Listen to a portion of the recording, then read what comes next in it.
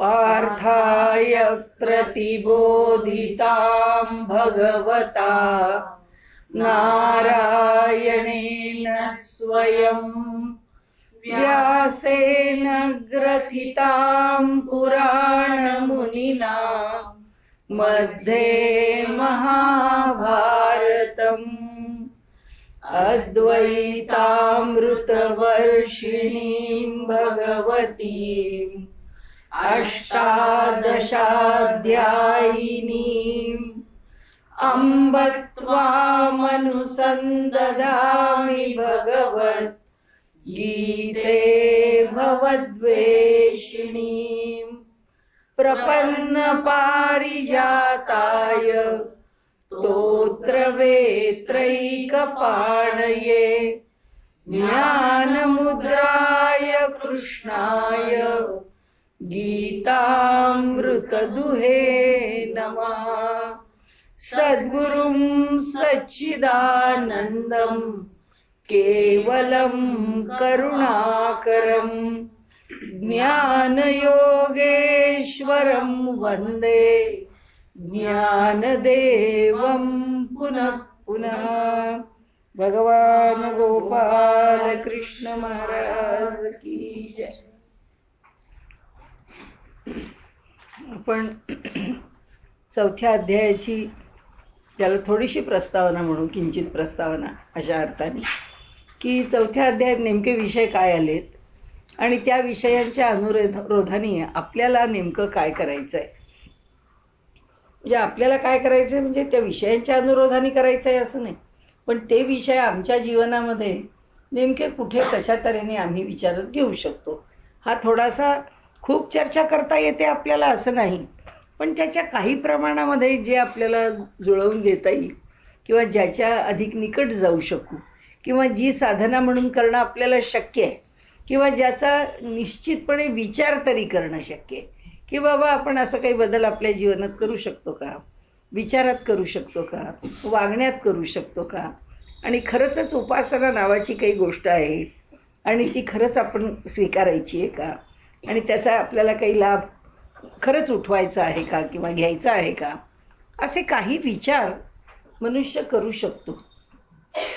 आणि त्या विचारांच्या बाबतीमध्ये त्याला चालना मिळावी म्हणून आपण थोडासा त्याचा प्रास्ताविकामध्ये म्हणजे उच्चार करतो म्हणा किंवा चिंतन मनन हे मोठे शब्द आहेत असं काही नाही, पण त्याचा उहापोह थोडासा करतो.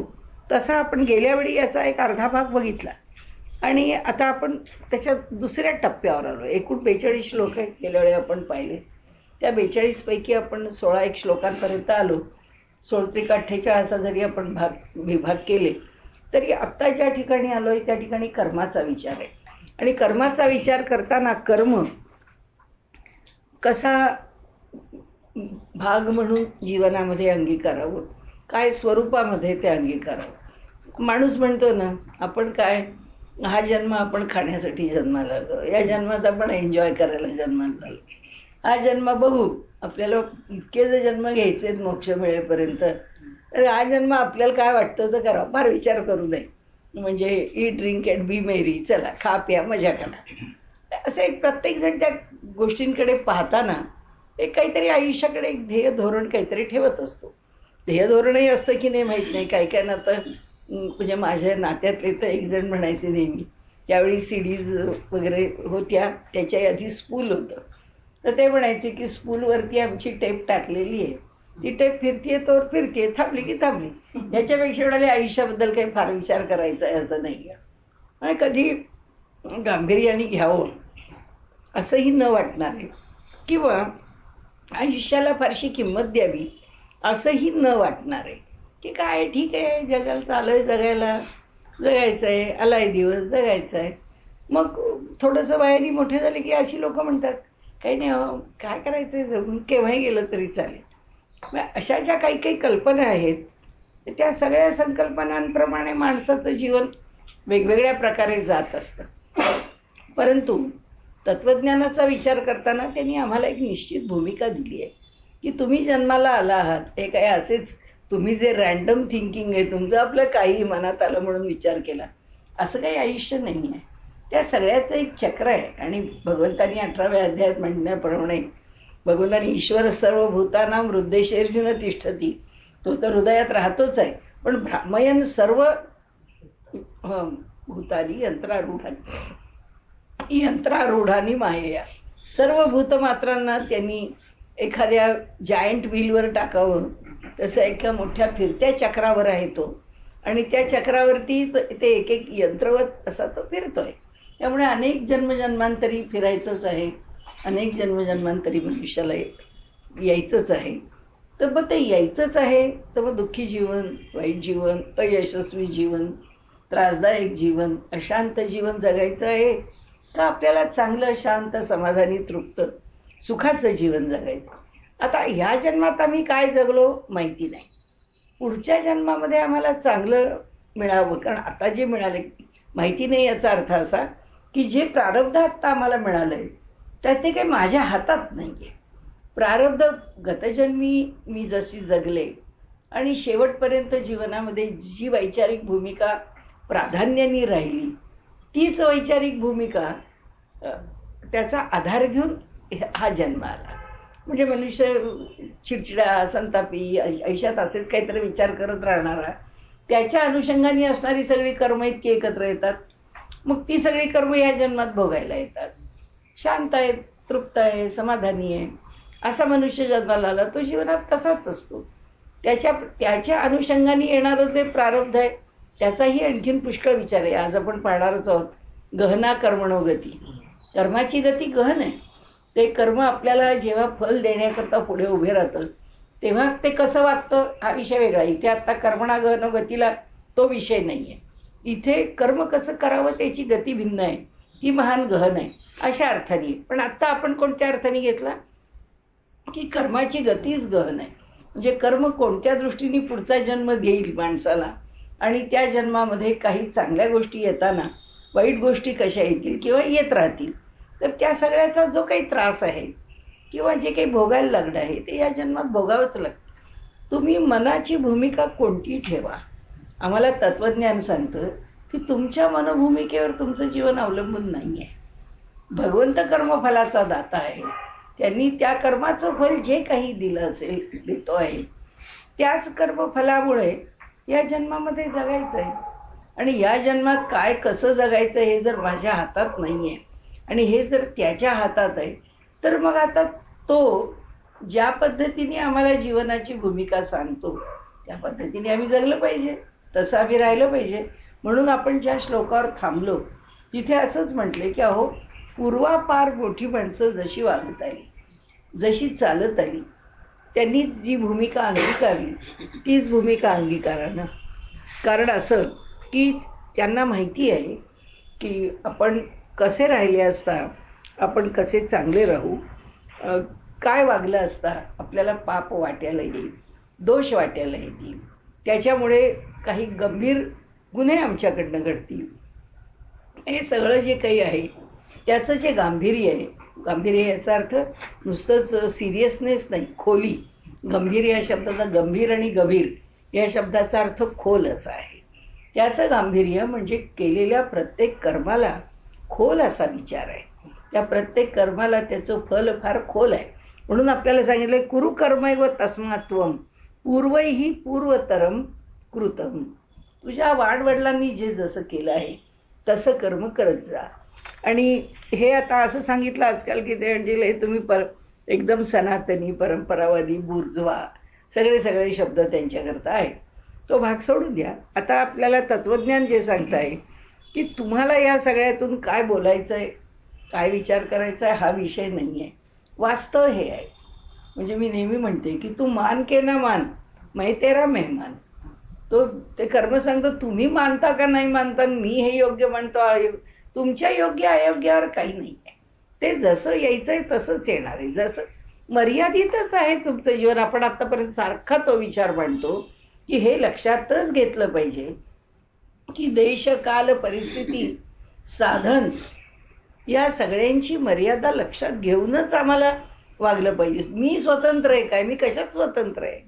आपल्या स्वातंत्र्याला एकदा आपण त्याचं परीक्षण करावं की मी स्वतंत्र आहे म्हणजे काय. मी माझ्या मनात येईल तसं वागेन, मी माझा स्वतंत्र आहे. बरे, स्वतंत्र म्हणजे कुठे कुठे स्वतंत्र आहे, केव्हा केव्हा स्वतंत्र आहे, त्या स्वतंत्रतेचे काय काय अनुभव घेऊ शकतो, हा आहेच ना भाग. त्याचा जर विचार नाही केला तर कसं चालेल. हे सगळं का बोलतो आपण, की ही त्यांनी कर्माची चर्चा का हो केली. ते कशाला आम्हाला सांगतात की हे कर्म करा आणि हे कर्म करू नका. हे कोण सांगणार आहे आम्हाला. आम्हाला जे वाटेल ते आम्ही करू, आम्हाला जे योग्य वाटेल ते आम्ही करू. असा मनुष्य स्वतः प्रमाण होऊ शकत नाही. कारण त्या कर्माच्या मागे इतके बारकावे आहेत की ते बारीक सारीक गोष्टी या कर्माच्या आम्हाला फळ म्हणून भोगायचे आहेत. ते का सांगतायत आम्हाला. मग तुम्हाला भोगायचं तर भोगा. कारण ते एवढ्याच करता सांगतायत की तुम्हाला हे भोगावं लागू नये. हे असं चक्र आहे. आणि ह्या चक्रामध्ये तुम्ही वेड्यावाकड्यात अडकू नका. चांगले वागाल तर तुम्ही अधिकाधिक आनंद मिळवाल. या जगात येऊन या जगाचा उत्तम प्रकारे उपभोग नाही म्हणणार, पण या जगाला उत्तम प्रमाणे रसिकतेने तुम्ही त्याचा आस्वाद घेऊ शकाल. जीवन चांगल्या तऱ्हेने जगता येईल. माणूस म्हणतो ना, आमचं जीवन कृतार्थ झालं. आम्हाला आमच्या जीवनात आम्हाला वाटलं त्यापेक्षा कितीतरी मिळालं अपेक्षेपेक्षा. याचा अर्थ काय झाला, आम्ही काहीतरी बरं केलं. काही बऱ्या गोष्टी इथे एकत्र जुळून आल्या. त्या एकत्र जुळून आलेल्या गोष्टी आम्हाला त्यांनी सुख दिलं. असं तर कधीच नसतं की 100% सुख मिळतं, असं नसतंच. जीवनामध्ये एका बाजूला जर उंची खूप मोठी असेल, दुसऱ्या बाजूचा खड्डाही खूप मोठा असतो. हे नेहमीच लक्षात ठेवावं की जीवनामधली, ज्याला मी नेहमी म्हणते, जो मोठा माणूस आहे, जो थोर आहे, लोकमान्य टिळक आहेत. लोकमान्य टिळकांना काही आमच्यासारखं बिग्रीची परीक्षा द्यायची नाही आहे. त्यांना PhD करायचं आहे. त्यांची काय जीवनामधले प्रसंग असतात, एकापेक्षा एक भयंकर संकट. इतका सत्वशील पुरुष असला तरीसुद्धा, चारित्र्यसंपन्न पुरुष असला तरीसुद्धा त्यांना जी टक्कर देत राहावी लागते, त्याचं कारण काय आहे. भगवंत जेव्हा ही अशी उत्कट कर्मांची, उत्तम पुण्यवान कर्मांची फलं देतो, त्याच्याबरोबर असतोच ना तिथे जो काही लहान मोठा दोष असतो, त्या कर्माबरोबर केलेला पूर्वजन्मामध्ये भगवंत तो त्याच्याकरता ठेवत नाही. तो निशेष दूर करतो. तो म्हणतो, हे एवढं सगळं दूर झालं की पुढे तू केवढा होणार आहेस. आता लोकमान्य टिळक जर पुन्हा जन्माला आले भारतामध्ये, आणि जेव्हा केव्हा येतील, जेव्हा भगवंताला वाटेल तेव्हा ते केवढं व्यक्तिमत्व असेल. या प्रकारे त्यांना पाठवलं. पुन्हा वेगळ्या प्रकारांनी जे काम करून घ्यायचं असेल त्याकरता पाठवतील. आणखीन तपश्चर्येने ते जीवन, तपश्चर्येने ते कर्म, आणि ते जर मुक्तच झाले असतील तर पूर्णपणाने त्यांना फार मोठ्या कर्माचा वाटा देऊन पाठवतील. आपण का म्हणायचं लोकमान्य टिळक येतील, कारण त्यांची कर्मावरच श्रद्धा आहे. त्यांनी कर्मयोगच सांगितला आहे. ते म्हणतात गीता कर्मयोगीच आहे आणि कर्मयोग्यांकरताच सांगितली आहे, आणि तो कर्मयोगच प्रतिपादित करणारी आहे. आणि म्हणून गीतेतून आम्हाला ज्या कर्माचं दर्शन घडवलं आहे गीतेनी, तर ती त्याच्या मधल्या टप्प्यात आपण आत्ता आलेलो आहोत. तर किम कर्मेती कवयोप्यत्र मोहिताः तत्ते कर्म प्रवक्ष्यामि यश ज्ञात्वा मोक्षसे शुभात. जे कळल्यामुळे तुझ्या ठिकाणी जे जे अशुभ आहे, तर ते अशुभ एका क्षणात दूर होऊन जाईल. कारण का म्हणाले, मी जे तुला आत्तापर्यंत सांगत आलं ते तुला तितकंच काही कळलेलं नाही आहे.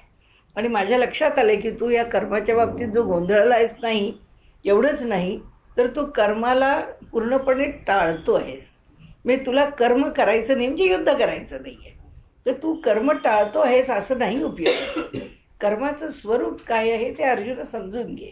म्हणून ते इथे सांगतात किम कर्मेती. कर्म म्हणजे काय आहे. आणि त्याचबरोबर या ठिकाणी कवयोप्यत्र मोहितः म्हणून इथे तुला सांगतो मी की कर्माचं स्वरूप काय. किम अकर्मेती, अकर्माचं स्वरूप काय.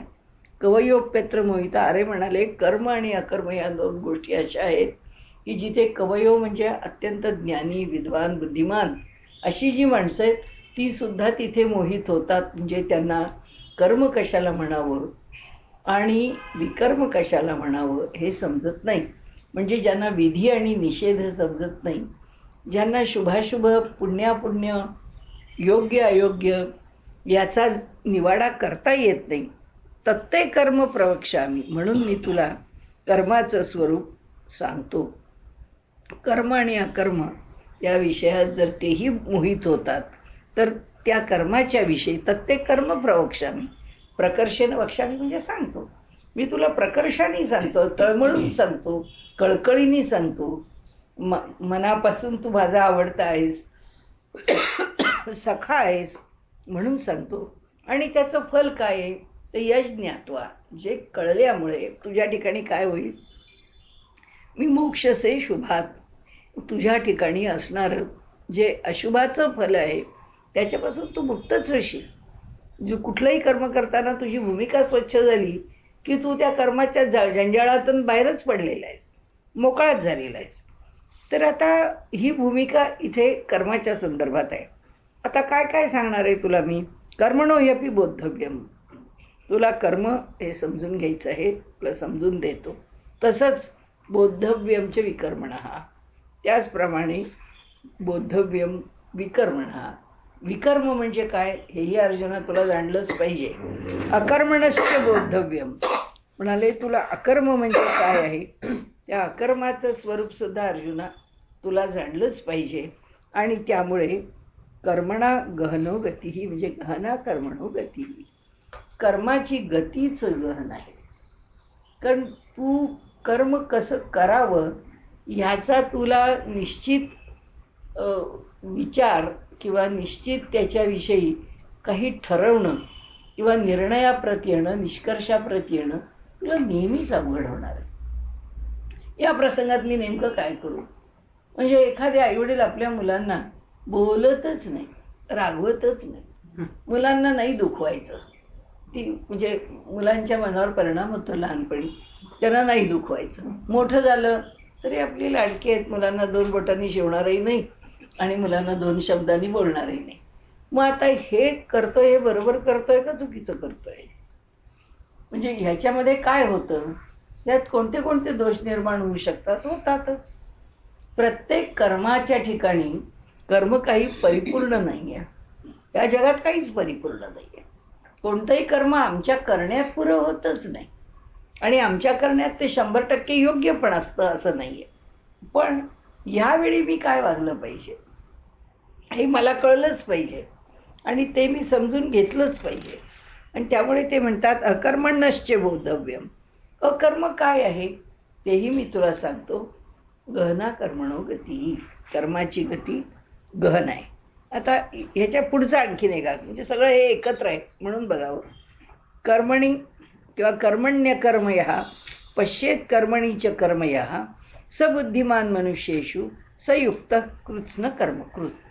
आता त्यांनी सांगितलं की जिथे कर्म आहे ते कर्म करत असताना जिथे तो अकर्माचा विचार किंवा धारणा अंतःकरणामध्ये ठेवतो आणि वास्तविक रीतीने असं जेव्हा तो अहंकाररहित कर्म करतो त्यावेळी तो कर्म करून सुद्धा ते कर्म न केल्यासारखं आहे किंवा ते अकर्म आहे. तर उलट तसंच जर अकर्म करत असताना अज्ञानी पुरुषांनी जर त्या ठिकाणी त्याच्या सर्व क्रिया ज्या आहेत त्यांचा त्याग केला तर ते कर्म जे आहे तर त्या कर्माच्या ठिकाणी तो जी त्यागरूपी क्रिया पाहिल तो सर्व माणसांच्या मध्ये बुद्धिमान असा ठरेल. म्हणजे काय की त्याला अयोग्य कर्म करावं लागतंय पण तिथे तो कर्माची छाया पाहतोय. म्हणजे कसा की आज फाशीची शिक्षा द्यायची, सुनवायची, तो फाशीची शिक्षा सुनावतोय. काय चांगलं काम आहे काय? मुळीच नाही. का एखाद्याचा खून करण्यासारखंच आहे. पण त्याला माहिती आहे या जगामध्ये जर न्यायनिवाडा व्हायला पाहिजे असेल आणि सुराज्य राहायचं असेल आणि जर समाजामध्ये जर दंडाची अपेक्षा असेल तर तो दंडक सांभाळणं आणि ते दंडविधान योग्य तऱ्हेने वापरणं हे माझ्याच हातात आहे. कारण तो अधिकारच मला दिलाय, मी तो दंडाधिकारीच आहे आणि त्यामुळे मला त्याची जी काही फाशीची शिक्षा आहे, जी काही जन्मठेप आहे ती मला द्यावी लागेल. म्हणजे हे कर्म मला वाईट करावं लागतं आहे. आता एखादा मनुष्याला कायमच जर स्मशानभूमीत आहे आणि आता सोडून द्या, आता इलेक्ट्रिक दाहिन्यामध्ये जातं, पण तरीसुद्धा सगळे सोपस्कार करून त्याच्या त्या चिता तर त्याला द्यावीच लागते, त्याला अग्नी दिल्याशिवाय तर पेटतच नाही. तर त्या चितेला अग्नी द्यायचा हे रोजच काम आहे त्याला. तो म्हणेल काय आहे ज्यांनी यावं त्याला आपलं अग्नी द्यावं. एखादा डॉक्टर म्हणेल काय आहे हे रोज उठावं डेथ सर्टिफिकेट लिहित बसावं. मलाच लिहायची वेळ आहे. पण तो एक लक्षात घेतो की हे जे कर्म आहे, हे कर्म जरी मला वरवर दिसताना अकर्म वाटलं, अयोग्य वाटलं, तरीसुद्धा ते कर्म योग्यच आहे. आणि ते मी तितकाच न्यायनिवाडा घेऊन म्हणजे नाही तर एखादा न्यायाधीश जोडाला नाही काय हो, इतके गुन्हेगार येतात अहो, इतक्यानं कुठं फाशी देत बसायची. मी शक्यतो कोणाला फाशी देत नाही. मी अगदी लिबरल आहे. मी त्यांना लहान मोठी शिक्षा देतो सोडतो. अरे कसला लिबरल, कसला दयाळू, कसली लहान मोठी शिक्षा देतो. असे गुन्हेगार जर तू सोडत चाललास समाजामध्ये, तर ते कुठल्याही शासनाच्या शिवाय समाजात वावरायला लागले तर गुंडगिरी आणखीन वाढेल. सगळा समाज आहे तो त्यांच्या विळख्यात येईल. म्हणजे पुन्हा वागणं ते बरोबर नाहीच आहे. सांगण्याचा हेतू असा की हे ज्याला समजलं आहे त्यांनी आपल्या मुलांना सुद्धा फाशीच्या शिक्षा दिलेल्या आहे. आपल्या मुलांच्या बाबतीत सुद्धा कठोर राहिलेले. आपल्या एकुलत्या एक मुलाची सुद्धा त्यांनी कधी पर्वा केलेली नाही. सांगण्याचा हेतू असा की जो बुद्धिमान आहे, ज्याची बुद्धी स्थिर आहे, असा मनुष्य हा कुठलंही अकर्म म्हणजे कुठलीही अवघड काम करायची जर वेळ आली तर तो केल्याशिवाय राहणार नाही. एखादा मुलगा वाईट आहे, घरात राहतोय, त्याचं घरात असलं हे घराला नुकसान करणार आहे, तर काय करावं लागेल? वडील म्हणतील तू घरात राहू नको, तू घराच्या बाहेर जा. आपला मुलगा आहे पण घराबाहेर काढायची वेळ आली म्हणजे शेवटी ही परिस्थिती जेव्हा निर्माण होते, त्या परिस्थितीमध्ये घेतले जाणारे निर्णय जेव्हा कटू असतात, ते कटू निर्णय सुद्धा योग्य आहेत हे जाणून तो ते निर्णय घेताना कुठल्याही मोहानी आसक्तीने तिथे गुंतून पडत नाही. तर असा जो आहे तो बुद्धिमान आहे. तसंच कर्म करत असताना सुद्धा जो त्या कर्माला अकर्म समजतो, म्हणजे काय करण्याची गरज नाही आहे, अशा अर्थाने की वाईट अर्थाने मी कर्म करतोय ते उगीच करतोय असं नाही. पण ठीक आहे, एखाद्याने म्हटलं की मी एखाद्या संस्थेला 10 लाखाची देणगी दिली, चांगलं कर्म केलंय. पण तो असं काही म्हणजे कोणी म्हटलं हो थोडी देणगी दिली नाही, ठीक आहे ना, त्याच्यात काय विशेष आहे. लोक कोट्यांनी देतात, मी लाखात दिली आहे, असं काय मोठं. ज्याच्याकडे काही नसतं असा सुद्धा मनुष्य मोठी देणगी देऊन जातो. तर मला जे परवडतंय त्या प्रमाणात मी केलं, यात काय विशेष केलं. म्हणजे कर्म करून सुद्धा जो केलं नाही असं धरतो की काही नाही, मी काही विशेष केलं नाही. म्हणजे माझ्या घरादाराला आता आजकालच्या सगळ्या चर्चा आणि गॉसिप त्याच्यातच असतात की सगळ्या घरादाराचं आम्हालाच करावं लागलं, सगळ्यांची लग्नकार्य आम्हीच केली, सगळ्यांचं सगळं आम्हीच केलं, मग काही सगळ्या जबाबदाऱ्या माझ्यावरच पडल्या, मग काय आम्ही एवढं केलं पण चांगलेपणा कोण देतो. ही एक जनरल समाजामधली माणसाची भाषा आहे. त्यांनी सांगितलं जे करायचं ते केलं म्हणजे काय विशेष केलं. पूर्वी असंच होतं, घरामध्ये काय काय काही केलं तरी त्याच्यामध्ये विशेष वाटत नव्हतं. त्याचं कारण कुणाला तुम्ही ही भाषाच नव्हती. सगळे आपले असेच असायचे. म्हणजे आता साध्या साध्या गोष्टीमध्ये तुम्ही एखाद्या करता काही केलं तर त्यांना वाटतं तुम्ही किती केलं, तुम्ही किती चांगले. म्हणजे असं तुमच्या मराठवाड्यामध्ये इकडनं बरीच माणसं अशी आली होती त्यावेळी तिथल्या हुरडा पार्ट्या वगैरे सगळं बघण्या करतात. तर खूप ओळखीचे नाही पण कशाला कोण आपल्या घरी येत आहे असं म्हणून त्या घरच्या लोकांनी त्यांना सगळ्यांना आहेर केला. आणि सगळे एवढी माणसं होती, त्या सगळ्यांचा आहेर. आणि गंमत म्हणजे असं की नुसतं आहेर नाही, एक जे एक प्रेमळ पण त्याला पुन्हा आहे तिकडच्या भूमीमध्ये. ती घरात आलेली त्यांची मुलं, तू एकटा मागवून नको जाऊ, तुला मी तेल लावते.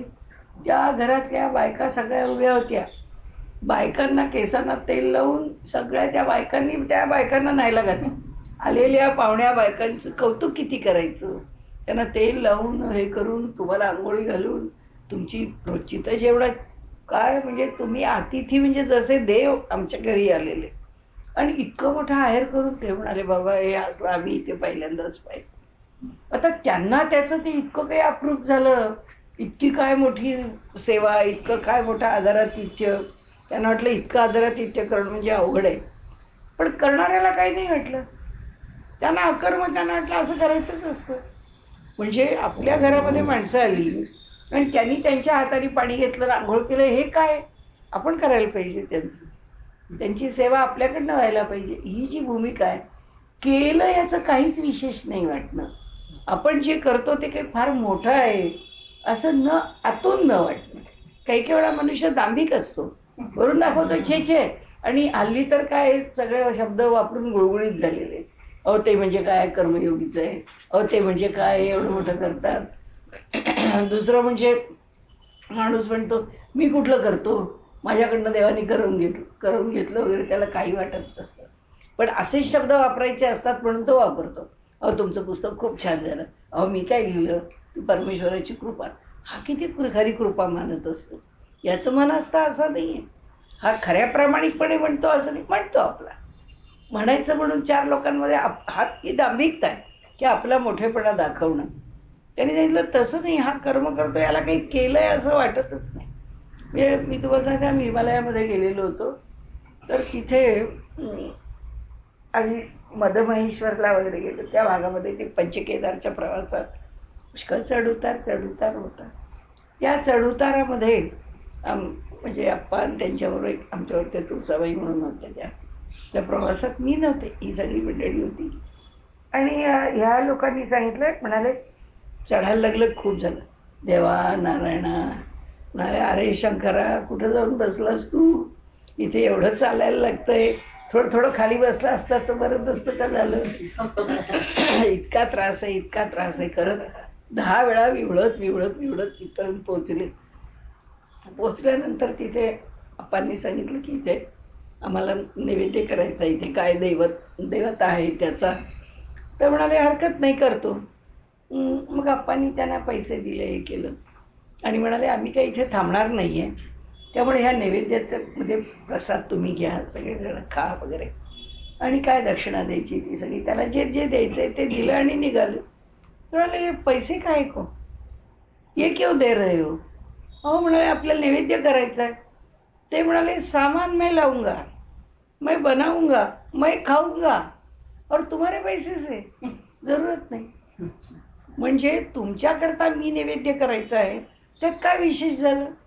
मी करतोच ना रोज स्वयंपाक, आम्ही रोजच स्वयंपाक करून जेवतो ना. आज आम्ही तुमच्या नावाने स्वयंपाक करून जेवू, आज तुम्ही दिलं म्हणून जेवू, तुमचे पैसे कशाला मला द्यायला हवे.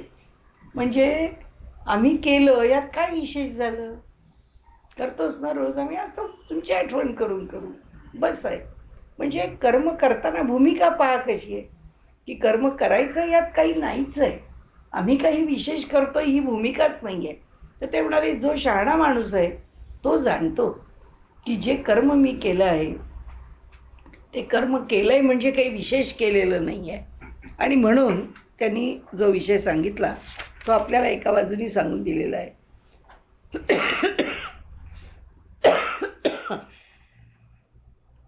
अशा प्रकारे म्हणजे अकर्मणी केलेल्या सगळ्या क्रियांच्या ठिकाणी जो त्यागबुद्धीच ठेवतो, म्हणजे विकर्म, की जे कर्म चांगलं नाही, किंवा अकर्म, आता या ठिकाणी तर आपण अकर्म शब्द वापरलाय की कर्म केलंच नाही आहे, तरी त्या ठिकाणी आम्ही कर्माची भूमिका अशा प्रकारे स्वीकारली.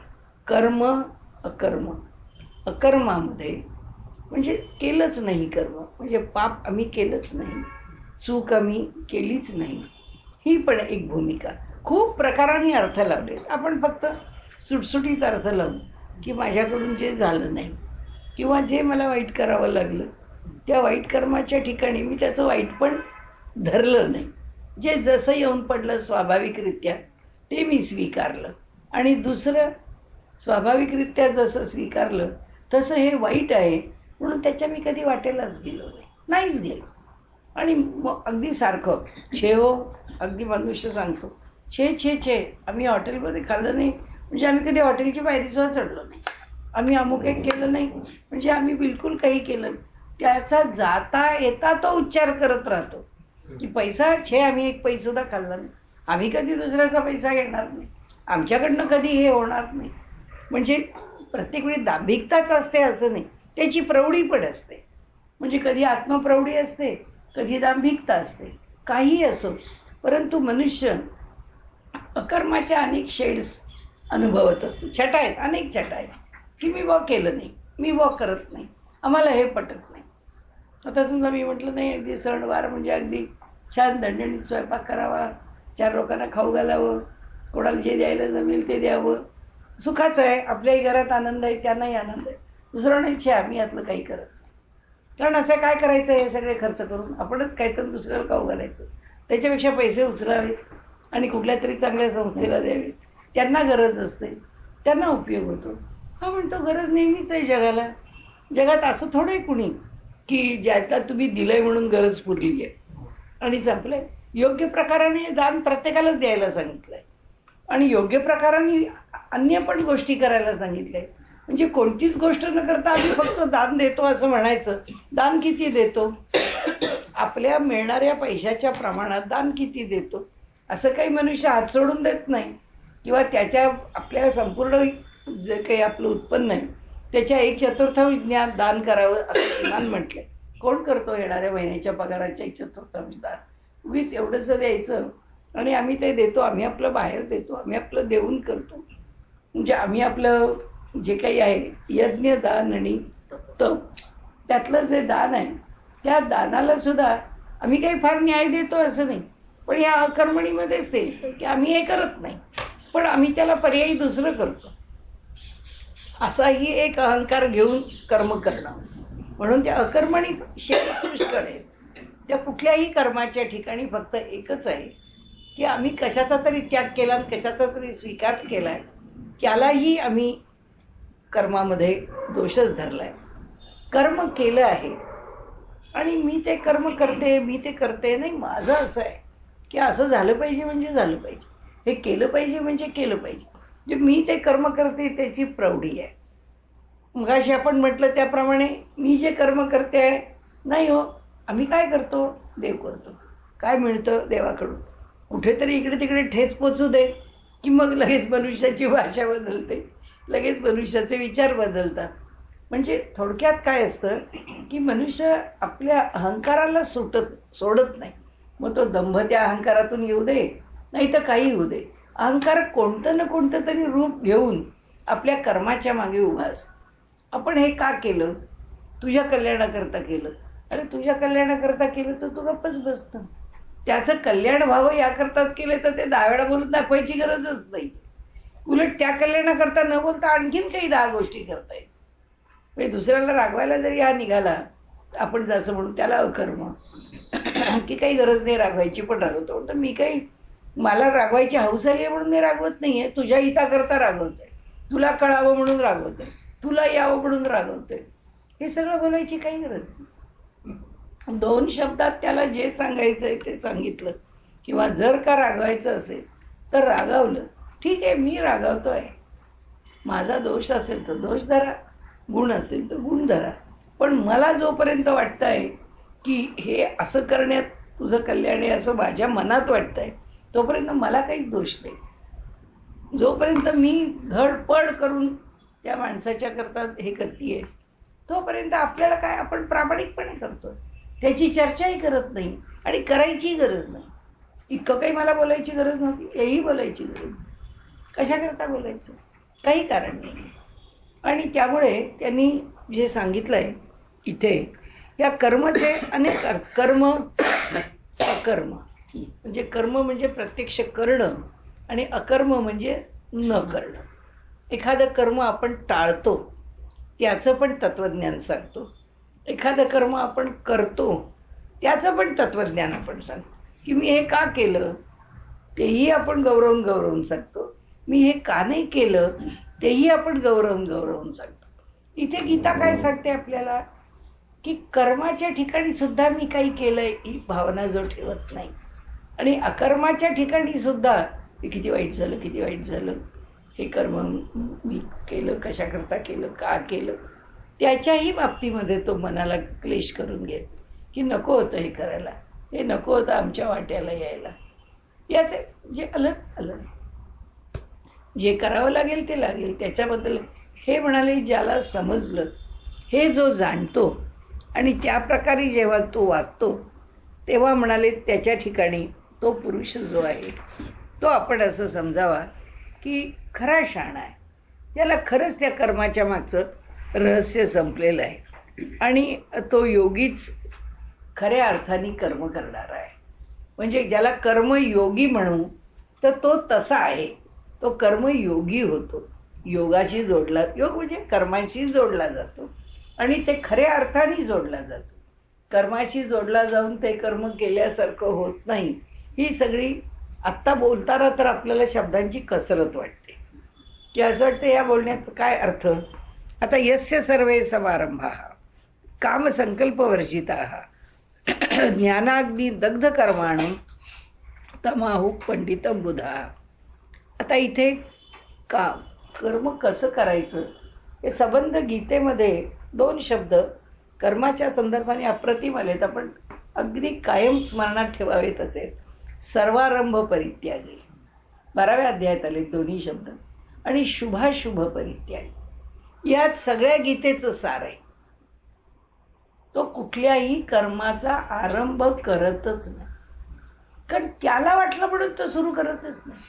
आज माझा प्रपंच आहे, सकाळी उठून मला दूध आणायला जाय, मी रोज दूध आणते, तुला कशाला म्हणायला पाहिजे, कारण ते दूध आणायचंच आहे. या प्रपंचात सकाळी सगळ्यांना जर चहा प्यायला पाहिजे, दूध आणायचंय, ते जर मी करते तर करते, मला करावं लागतं तर लागतं, त्याच्यावर ते करावं लागतं, मी करते, ही क्रियापदे येतच नाहीत. असं जे प्रत्येक कर्म आहे त्या कर्म, मग मी केल्याशिवाय काय होणार आहे, कोण करणार आहे, मलाच केलं पाहिजे, हे जे सगळं माणूस म्हणतो, तर अरे कर्म आहे, करायलाच हवं आहे. त्याच्यामध्ये हे विचारच येऊ शकत नाहीत असं गीताकार सांगतात. म्हणून सर्वारंभ परित्यागी, विचारांनी ह्या विचारात येत नाही आणि कोणत्याही कर्म मला वाटलं म्हणून मी करतो असं तो करत नाही.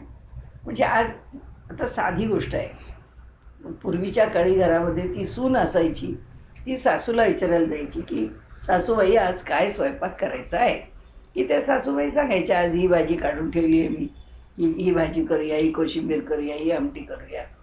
पण त्यांनी सांगितलं आपण केलं.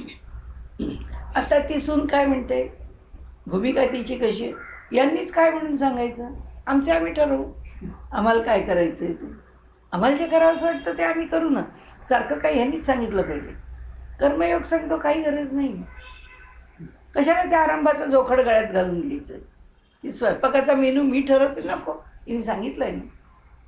कर्माचा आरंभ स्वयंपाक मलाच करायचा, त्या जे सांगतील ते मी करते, आणि ते करताना मनात चडपड नाही. आज माझा उपास आहे, उपासाच्या दिवशी नेमके चांगले चांगले पदार्थ करायला सांगतात, मला ते खायला मिळत नाही, आलं ना, जे असेल ते. सर्वारंभ परित्यागी ही जी गोष्ट आहे, कुठल्याही गोष्टीचा आरंभ करण्याकरता म्हणून मनुष्याने उद्युक्त होऊ नये.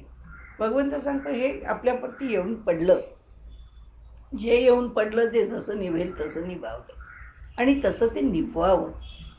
आणि त्याच्यामध्ये मला पाहिजे त्याच्यात मी, कारण सगळा खेळ आत्ता कुठे चालला या कर्माचा, किंवा आता भगवंत कशाशी किंवा काय केंद्रबिंदू धरून सांगतायत, अहंकार. हे अहंकाराचे निरनिराळे खेळ आहे कर्म करताना निर्माण होणारे. म्हणून हा सर्वारंभ परित्यागी आहे. इथे त्यांनी काय सांगितलं, समारंभा, आरंभ कसा करतो, सम, आपण आपल्या परीने जर आपल्या सोयीची सोडवलं तर समारंभा, सम्यक बुद्धीवरती आरंभ होतो. म्हणजे काय, आम्ही काहीच करत नाही, आमची बुद्धी हे पाहिजे ते पाहिजे नाही, सांगाल ते तुम्ही ऑर्डर द्या, आम्ही करतो, तुमच्या म्हणण्याप्रमाणे आम्हाला करायचं. त्याच्यामध्ये मान नाही, अपमान नाही, आम्ही काय म्हणजे अगदी अज्ञेत आहोत, तुमच्या तोंडातला शब्द अगदी हातावर वरच्यावर झेलतो, या कशाचीही गरज नाही. अहंकार सोडतात, हे सगळं कसं सुटावं ते त्यांनी इथे सांगितलं. समारंभ, आम्ही एका समस्थितीवरती येऊन, मन सम्यक स्थितीला, मनामध्ये चढ उतार तोलमोल काही नाही आहे, हे एक लक्षण सांगितलं.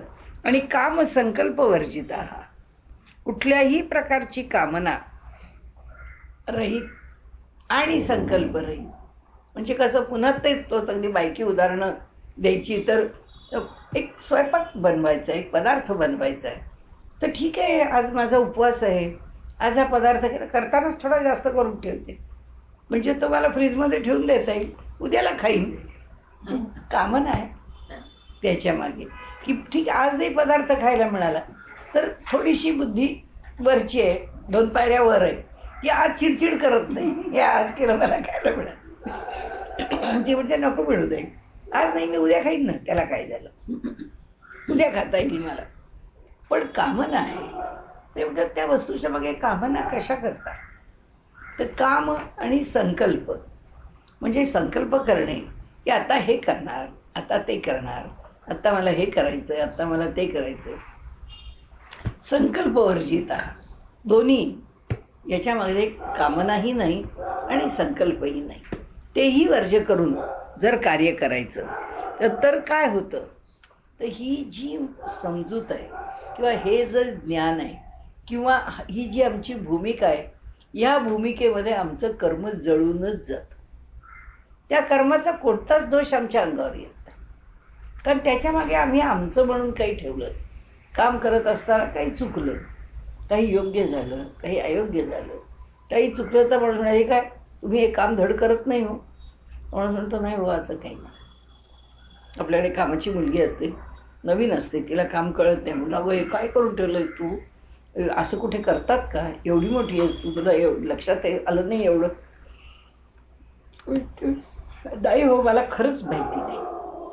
आता तिला ते खरंच माहिती नाही आणि तिच्याकडनं चुकलं तर ते म्हणतात दोष नाहीये, ती प्रामाणिकपणे ते काम करतीये, ते भले चुकलं तरी सुद्धा दोष तिच्याकडे जात नाही. म्हणजे मी काही न करता सुद्धा दोष माझ्याकडे, कारण तिला कळत नाहीये, तिचं अज्ञान आहे, तिच्याकडनं चुकलंय, ह्या सगळ्याचा उलटा पालटा विचार फक्त मीच केलाय. म्हणजे ते कर्म मी अंगावर ओढवून घेतलंय न करता, त्या कर्माचा दोष. आणि तिच्याकडून एखादा दोष घडला तरी सुद्धा ती त्यातनं सुटली आहे, आणि ती प्रामाणिक आहे. तिच्या मनामध्ये यातला कोणताच विचार नाही की कामना म्हणजे काय, जाऊ दे कसं तरी उरकून टाकू, आपल्याला आता कंटाळा आलाय, द्या सोडून.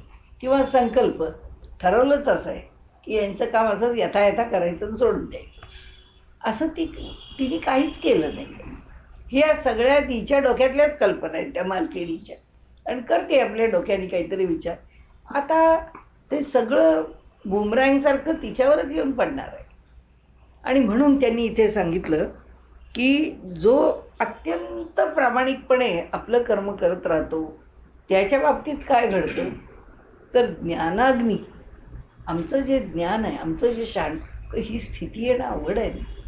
आणि आपण पुढे आत्ता तेच म्हणणार आहोत की पूर्णपणे कामना नाही, पूर्णपणे संकल्प नाही, असा मनुष्य कुठून आणायचा. तो योगीच झाला पाहिजे, तो त्याचं समाहित चित्तच असलं पाहिजे. पण आम्ही थोडं ना थोडं तरी बदलू शकतो ना. हे सगळं कशा करता आहे, आम्ही थोडं ना थोडं तरी बदलण्याकरता आहे, की आमच्या वागण्यात काहीतरी पालट पडला पाहिजे, आम्ही थोडे तरी बदलत गेले पाहिजे.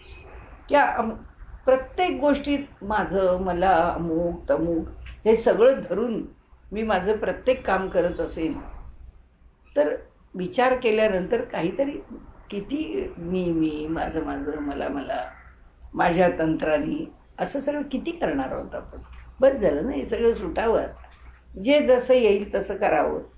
मग जे घडतं निदान त्याचे जे दोष आहेत किंवा त्याचे जे आफ्टर इफेक्ट्स ज्याला आपण म्हणतो, त्याचे होणारे परिणाम आमच्या मनाला फार त्रास देतात. त्या दुसऱ्या माणसाला 2 शब्द बोलल्याशिवाय, त्या माणसाला ते ऐकवल्याशिवाय, भले त्याला ऐकवायची हिंमत नसेल, कारण ते कामाच्या बाईला ऐकवलं, आणि ती उद्या काम सोडून गेली तर उद्या आपली परिस्थिती अशी आहे की आपल्याला होईना, ती कामाला येईना. म्हणजे आता चिडचिड आणि रागावणे, आता गप्प बसायचं तिच्या पुढे गप्प बसला तरी या 4 कोणाला तरी सांगत राहते, बाई की ना असंच असतं, या असंच करतात, त्या तशाच वागतात. त्याचं कारण आहे त्याला पुन्हा व्हेंटिलेशन पाहिजे असतं, आउटलेट पाहिजे असतं. म्हणजे ह्या सगळ्या गोष्टी काय आहेत, पुन्हा तिथंच अडकून पडलेल्या आहेत. पण आता कसं आहे, आपल्यापुरता विचार करायचा, कोणत्याही लहान घटनेपासून मोठ्या घटनेपर्यंत आपण यात किती सोडून देऊ शकतो, याचा विचार आपल्याला आपण 100 कधीच बरे होणार नाही याची 100% खात्री आहे. कारण इतकं बदलायला फार मोठं लागतं, साधन लागतं, विचार लागतो, खूप खूप गोष्टी लागतात की ज्याची मेहनत आमच्याकडनं व्हावी लागते. आता ती तर काही आमच्याकडनं होत नाही, पण आम्ही बदलू नक्की शकतो. कामसंकल्प वर्जित जरी नाही झालो तरी कामसंकल्प कमी करणं शक्य. आम्हाला कामना कमी करणं शक्य आहे, आमचे संकल्प कमी करणं शक्य. ठीक आहे, सगळ्यांनी मिळून जे ठरवलं ते मान्य. सगळ्या सामाजिक संस्थांच्या मध्ये भांडणं का होतात? संकल्प एवढ्याच करता भांडणं होतात. सगळ्यांच्या भांडणाची कारण एकच. हा म्हणतो नाही मला असं वाटतं, तो म्हणतो नाही मला असं वाटतं, आपण हे असंच करायला हवं, तो म्हणतो नाही हे असंच करायला हवं. आता असं जर प्रत्येक जण थांबा ना कोणीतरी. आम्हाला माझ्या गुरूंचं एक वाक्य फार छान आहे. आमचे आप्पा नेहमी म्हणायचे, कंगोरे झिजवा, तुमच्या मनाचे कंगोरे झिजवा. म्हणजे ठीक असतं, काय म्हणतो समोरचा माणूस ऐका ना. आता हे सगळं आपण तरी एवढी सगळी का बडबड करतो? त्याचं कारण आहे आपण आत्मपरीक्षणच करतो. ह्या सगळ्या बोलण्यामध्ये आपण विचार असाच करतो की आपण काय बदलावं, कुठे बदलावं. आज जर मला 40% सोडता येत असेल तर मी माझ्या वागण्याचा विचार करून मी 60% सोडायला लागेन, 80% सोडायला लागेन. आणि एक असतं की सातत्याने जर त्याचा आपण विचार करत राहिलो तर आपल्याला वाटतं इतकं आपलं मन किंवा आपली वर्तणूक खरंच इतकी वाईट नसते. आपण जर प्रामाणिकपणे सोडायचं म्हटलं कितीतरी गोष्टी सुटत जातात. आपल्याला त्या कसं होतं की ह्या क्षणी जे सोडायला हवं. आता राग नको, आपण आता रागवायचं नाही, आपण कोणाला काही दुखवायचं नाही, बोलायचं नाही, किंवा उगीच्या उगीच त्यांना सांगत बसायचं नाही, हे असं कर तसं कर, ते उपदेशाचे सारखे वळसे देतच राहायचे. हे सोडून दिलं तर स्वभाव आहे ताबडतोब बोलल्याशिवाय राहत नाही, पण घडल्याशिवाय राहत नाही. कशाचं नुकसान झालं ते 10 वेळा मनात आल्याशिवाय राहत नाही. पण सतत अभ्यास केला ना तर ताबडतोब जी रिॲक्शन असते किंवा जी प्रतिक्रिया असते ती आमच्या स्वभावाची असते. ताबडतोब अहो कुणी असं कसं असं टाकलं, तू केवढं नुकसान झालंय, असं नको होतं करायला. पहिलं वाक्य येईल असं, पण 2, 5, 10 मिनटं ताबडतोब मन नॉर्मल एकदम सामान्य स्थितीला येईल. त्याचं कारण असं आहे अभ्यास आहे. तो अभ्यास आपण करत राहिलो की मनातनं ती गोष्ट निघून जाईल. आपण ताबडतोब त्याच मुलीला सांग, जाऊ दे झालं ना, तू काय मुद्दाम केलं नाही. ते झाल्याबरोबर माझ्याही मनाला एकदम थोडं वाटलं म्हणून मी तुला 2 शब्द बोलले, सोडून दे, चल आपण तो विषय सोडून देऊ. हे सोडता यायला लागतं. आणि तेवढं आलं तरी आमच्यासारख्यांना पुष्कळ आहे. कारण आमचं आयुष्य काही इतकं शुद्ध पारदर्शक होणार आहे असं नाही. मनात पहिला विचार वाईट आला तर तो माझ्या स्वभावाचा दोष आहे म्हणून आला, पण तो किती क्षणात दूर झाला हा माझ्या अभ्यासाचा विषय आहे की मी माझ्या अभ्यासाने त्या विषयाला दूर केलं पाहिजे. तो नाही राहता कामा माझ्या मनामध्ये. आणि म्हणून त्यांनी इथे जे सांगितलंय की आम्हाला लाभ कशाचा घ्यायचा आहे. आत्ता इथे जर आपल्याला आपल्या वागण्यातून त्याचे दोष नको आहेत, ते दोष आम्हाला लागू नाहीत. कशा करता लागले तर लागले, त्याचं काय होतं. आमचा काहीच विश्वास नाही आहे. तुम्ही म्हणता तसा आमचा पुनर्जन्मावरही विश्वास नाही आहे आणि आमच्या कर्मामुळे आम्हाला दोष लागतात ह्याच्यावरही विश्वास. तुमचा विश्वास आहे की नाही माहिती नाही, आम्हाला तुम्ही काय समजता हे माहिती नाही आहे. पण हे जग ज्या कर्माशी निगडीत आहे हा कर्मलोक आहे. या लोकामध्ये जे करणार त्याचं फळ भोगावंच लागणार. तुम्ही मान्य करा की न करा, हे वाक्य आपलं पुन्हा पुन्हा जरी आलं तरी सुद्धा या जन्मातही जे आम्ही वागलो आहोत त्याचे दोष काही प्रमाणामध्ये भोगत राहावेच लागतात. त्याचे मोठे दोष पुन्हा जे इथं भोगायचे नाहीत ते तिकडे जाऊन बघू. आता आजकाल पुन्हा पुन्हा आवर्जून सांगतात आईवडिलांना दूर करू नका, त्यांची उपेक्षा करू नका, त्यांच्याशी वेडवाकडं वागू नका. आणि आपला व्यवहार जो आहे, आजारी आहे मनुष्य, तर त्या आजारी माणसाला जितकं प्रयत्न करून काही त्याला सुख देता येईल, त्याच्या वेदना कमी करता येतील ते करण्याचा प्रयत्न करा. आपल्या डोळ्यासमोर आहे. आणि आम्हाला त्या माणसाच्या वेदनांचं काही वाटत नाही, आम्ही त्याच्याकडे तितकं लक्ष देत नाही. असं जर झालं तर त्याचे दोष इथंच भोगायचे. ही काही उत्कट कर्म आहेत, इथं भोगून मग त्याचं मोठं फळ तिथं भोगावं लागेल. या आईवडिलांना उचलून नेऊन टाकलं तिथे याच्यामध्ये असायलममध्ये, कुठल्या तरी एखाद्या वृद्धाश्रमात, नाहीतर आणखीन कुठेतरी, आणि त्यांना तिथं टाकून दिलं तर इथे तुम्हाला काय आत्ता सुखाचं वाटतं आहे? कदाचित इथेच आपल्या म्हातारपणी त्याचेच सगळे भोग भोगावे लागतील. त्याच्याशिवाय काही आत्ता केलेले पूर्व भोग तर काय भोगायचे माहीत नाही आहे. पण या ठिकाणी आता एक नवीन कुठे उभं करून ठेवायचं आहे त्यांचं जे आपला दोष आहे तो, आणि त्याच्याशिवाय जाऊन भोगावं लागेल ते. नंतर देह टाकल्यावर त्यानंतरचं जे भोगायला लागेल ते, असं करून चालणारच नाही. मनुष्य प्रत्येक गोष्टीची जबाबदारी टाळून देतो, प्रत्येक कर्म आपल्यावर घेणं टाळतो.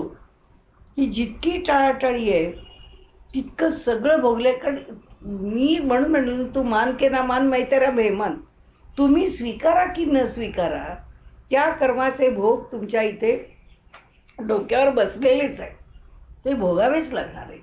त्यामुळे आम्ही कर्माचा विचार करत नाही. तुमच्या करण्याने काही होत नाही. तुम्हाला जर थोडं जरी बरं राहायचं असेल, जीवनात सुख पाहिजे असेल, नीट वागा ना. आता जी सनातनी मंडळी असतात ती खरोखर सत्यच सांगत असतात. ते म्हणतात वेडवाकडं वागू नका, बरं अकल्याणाचं वागू नका, वेडवाकडं बोलू नका, वेडवाकडं राहू नका. ते पुन्हा पुन्हा सांगतात.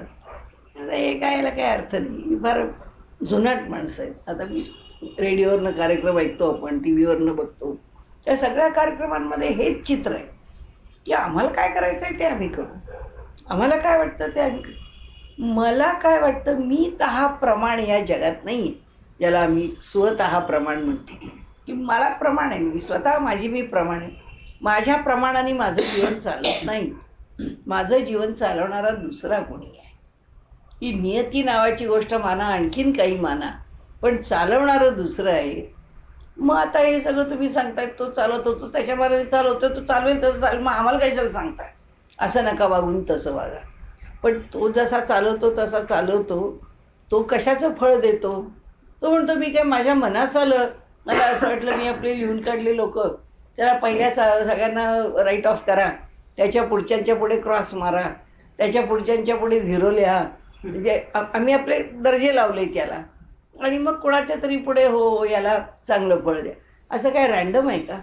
असं आपलं मनात आलं म्हणून कुणालाही कसं तो म्हणतो, असं मी काहीच करत नाही. या नियमाने बांधलेलं आहे हे सगळं.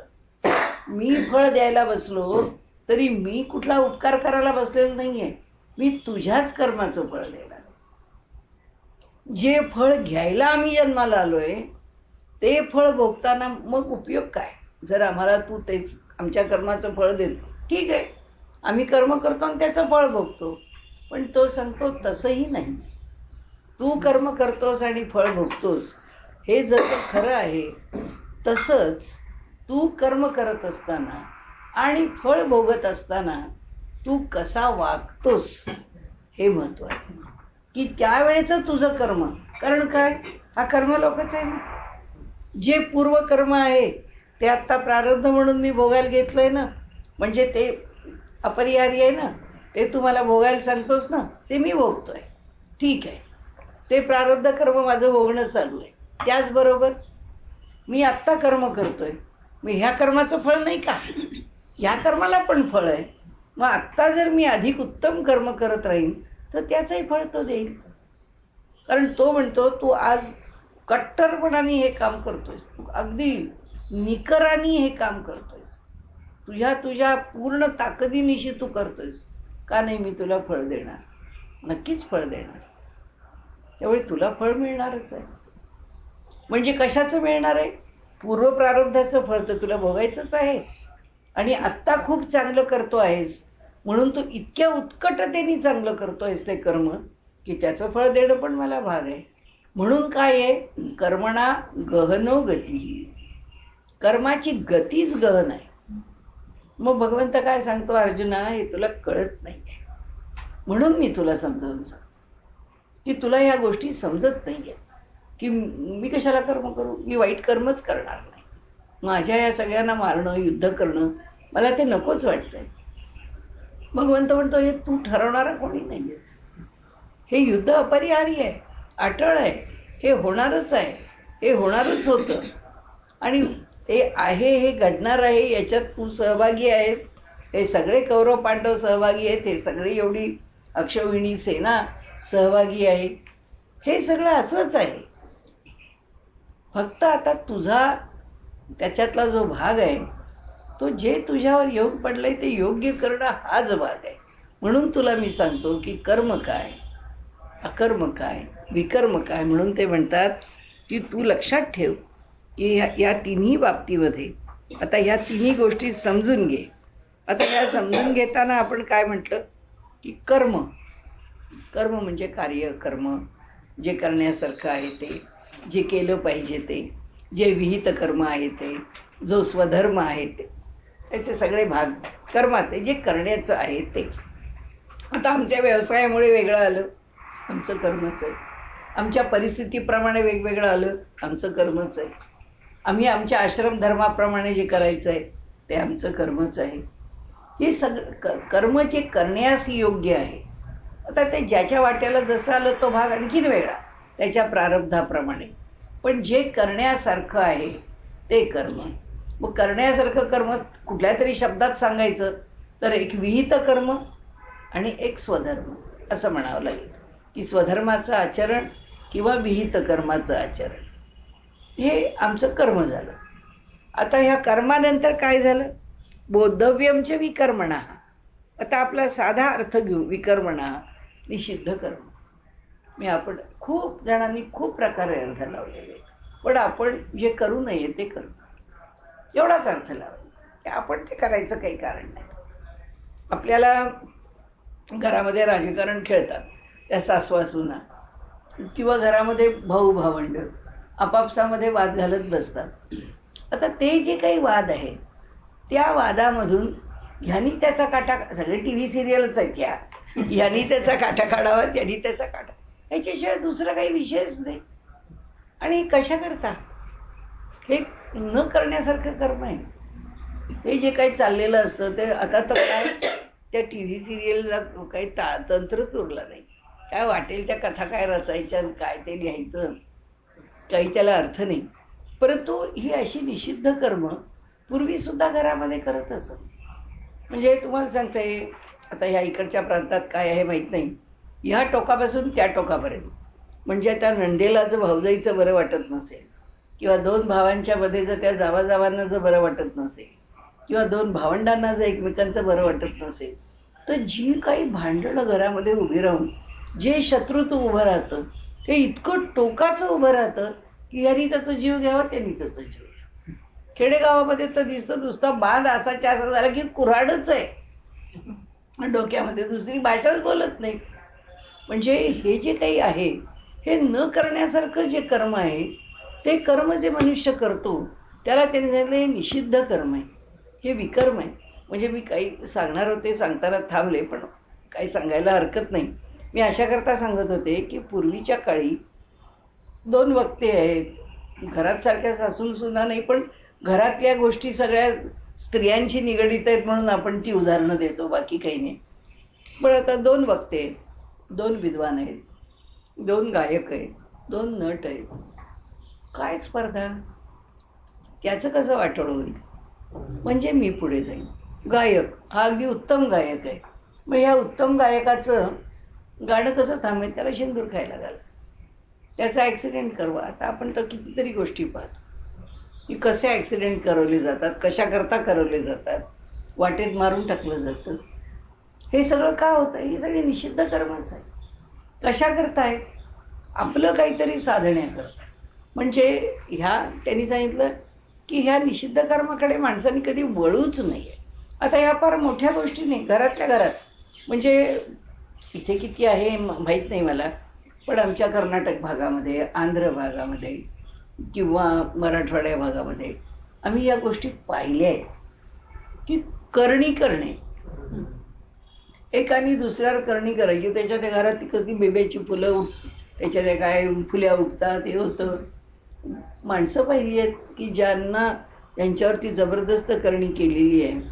अशाच्या घरामध्ये ती व्यक्ती पाहिलेलं आहे. तुम्हाला खोटा वाटेल, पूर्वी घरामध्ये कपडे अडकवायला असं हे असायचं लाकडाचं खुंटायचं आणि त्या खुंट्यांवरती ते अडकवलं जायचं. पण ते खुंट्यांवर बसायची माणसं. केवढी मोठं शरीर आहे पण ते खुंटीवर बसलेली असं. अगदी अलीकडच्या काळात मी तर अगदी आत्ता अलीकडच्या ह्याच्यात पाहिलेलं आहे. हे कुटुंब बरं झालं, बरंच चाललं आहे. त्या कुटुंबामध्ये ते घर बरंच चालू नये म्हणून त्यांच्यावर करणी करून त्यांच्याच घरामध्ये बावल्यान वगैरे टाकून दिल्या. आणि गंमत अशी की खरंच त्यांच्या घरात त्या दोघांना नवरा बायकोचं पटेल असं. कुठपर्यंत गेलं, डिव्होर्सपर्यंत गेलं की नाही. दोघांना घरात येणं म्हणजे नुसती मारामारी भांडणच सोडाल घरात. सगळं घर त्याच्यामध्ये अगदी माझ्या डोळ्यांनी पाहिलेलं आहे. यात काही अतिशयोक्ती नाही, इकडे नाही तिकडे. आणि मग कुणीतरी म्हटलं की यांच्या घरी काहीतरी थोडं वेगळं आहे. म्हणजे कळलंच नाही वेगळं आहे म्हणजे काय. तर त्यांनी सांगितलं तुम्ही तुमच्याकडे माळ्यावर बघा काही आहे का, तुमच्या घरात टाकलंय काहीतरी. तर ते ऐकून झाल्यावर त्या गावाहून ते जेव्हा इथे परत आले तेव्हा आल्यावर त्यांनी पाहिलं तर त्यांच्या माळ्यावरती बाहुलीन करून टाकलेली होती. आणि ते सगळं मग त्याचं काय करायचं, ते संपवायचं कसं आपल्याला काहीच माहीत नाही. तर त्यांनी त्यांना सांगितलं हे कशा प्रकारे बंद करा. अहो आश्चर्य वाटेल असं घर बदललं. त्या पती पत्नींचे संबंध सुद्धा आश्चर्यवत सुधारले, परिस्थिती आश्चर्यवत सुधारली. आता हे अकर्मच आहे. किती लहान लहान गोष्टीत आहे. अंजनीबाई मालपेकर उत्तम गाणाऱ्या बाई सेंदूर खायला घातला. काय करणार. अलीकडे सुद्धा काही कमी उदाहरणं नाही आहेत. आपल्याला फक्त नावं घेता येत नाहीत कोणाची. पण अलीकडच्या काळात सुद्धा अनेकांचे अनेक दोष हे असे. नाही तर दुसरे कसे करतात की हा वक्ता आहे, हाही वक्ता आहे. ह्या दोघं जे मोठे विद्वान आहेत ते एकेका सभेमध्ये येतात, वाद प्रतिवाद चालू होतात. वादात आपणच जिंकलं पाहिजे. तो नाही जिंकता मग तो हरलाच पाहिजे. त्याच्याकरता आधीचं अनुष्ठान आहेत. एकापेक्षा एक माणसं आपल्याकडे पदरी वाळगून ब्राह्मणांच्याकडून अनुष्ठानं करून घेतली जातात की ही विद्या, ह्या विद्येने त्या माणसाचं बुद्धी किंवा हे कशी तल्लख होईल चांगल्या बाजूनी, आणि दुसऱ्या बाजूनी कोणत्याही स्थितीमध्ये वादात तोच जिंकला पाहिजे. मग त्या हातात वनस्पती असतात, बांधलेला गंडा असतो, अशा अनेक गोष्टी आहेत. गंडे दोरे सगळं करायचं. आणि याच्यातून काय मिळवलं, ही जी पद्धत आहे की हा जिंकला हा असा किती काळ चालतो, फार चालत नाही. शेवटी त्याच्याही कर्माचं ती पुण्याची हे गठरी संपली की आला त्याच्यावरती दोष. म्हणून त्यांनी इथे सांगितलं की ह्या गोष्टी नाही चालत. अगदी सगळ्यात मोठं उदाहरण सध्या मोदी आहेत. मोदींच्यावरती जितके मारण्याचे प्रयोग झाले, शक्य आहे का सांगा. कुणाही माणसाला कितीतरी प्रकारचे प्रयोग, प्रत्येक प्रयोगातला माणूस सुटतो.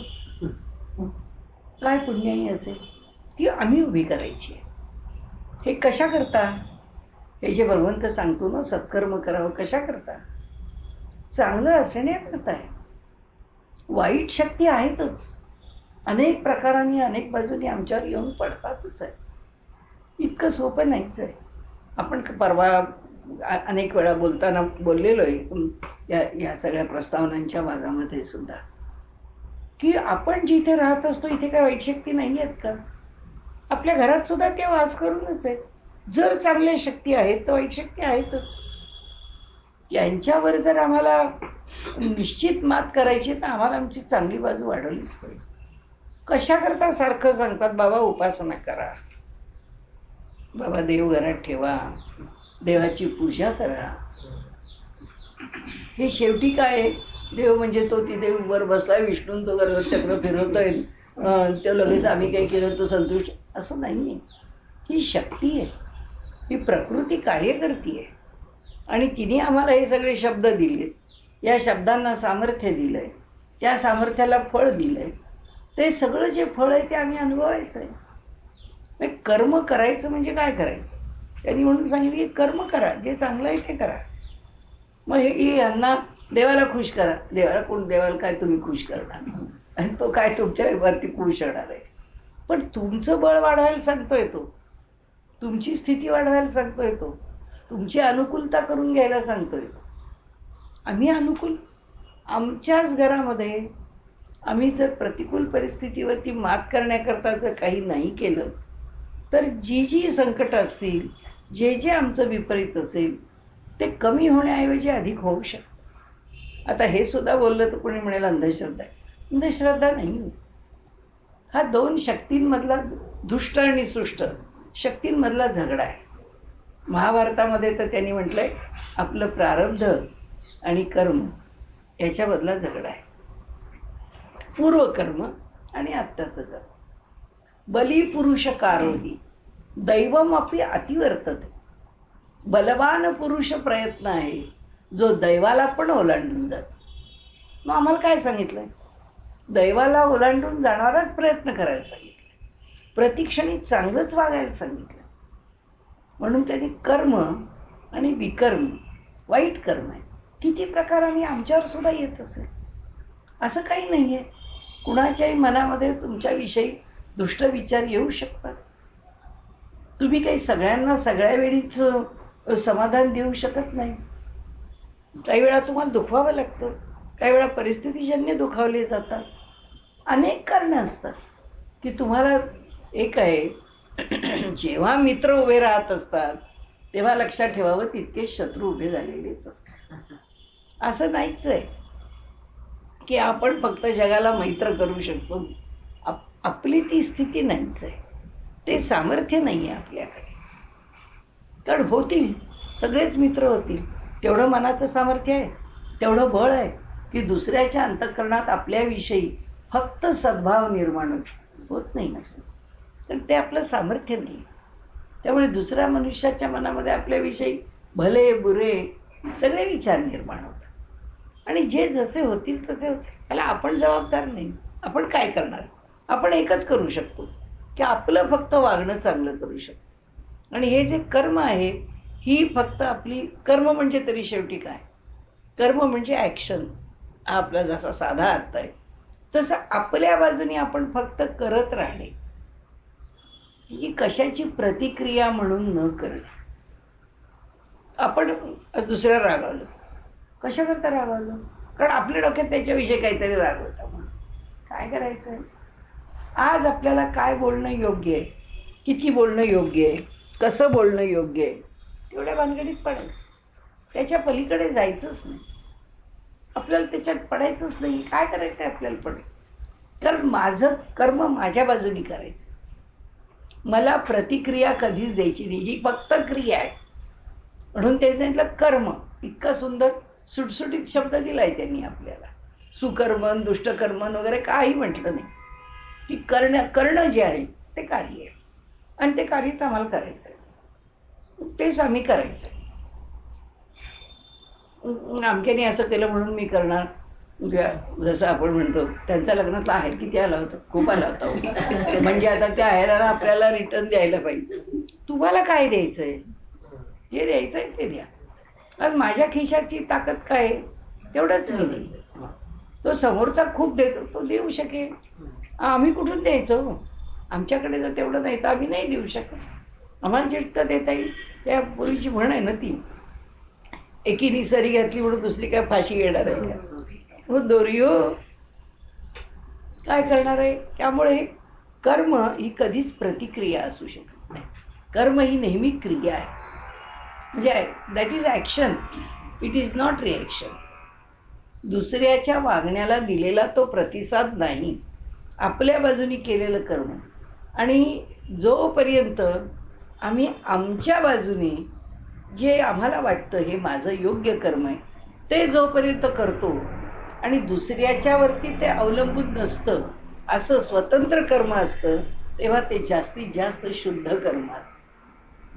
तेच खरं कर्म असतं. म्हणून त्याला शब्द कसा छान वापरला, फक्त कर्म शब्द वापर की मी त्यांनी अशी केली का पूजा, मी त्याच्यापेक्षा जोरात करेन. त्यांनी असं केलं का हळदी कुंकू, मी त्यांच्यापेक्षा जोरात करेन. त्यांचं लग्न असं झालं का, त्यांनी सुनेला असे दागिने घातले का, मी त्याच्यापेक्षा जास्त घालेन. हे नाही, आम्हाला काय घालायचं आहे आम्ही घालू.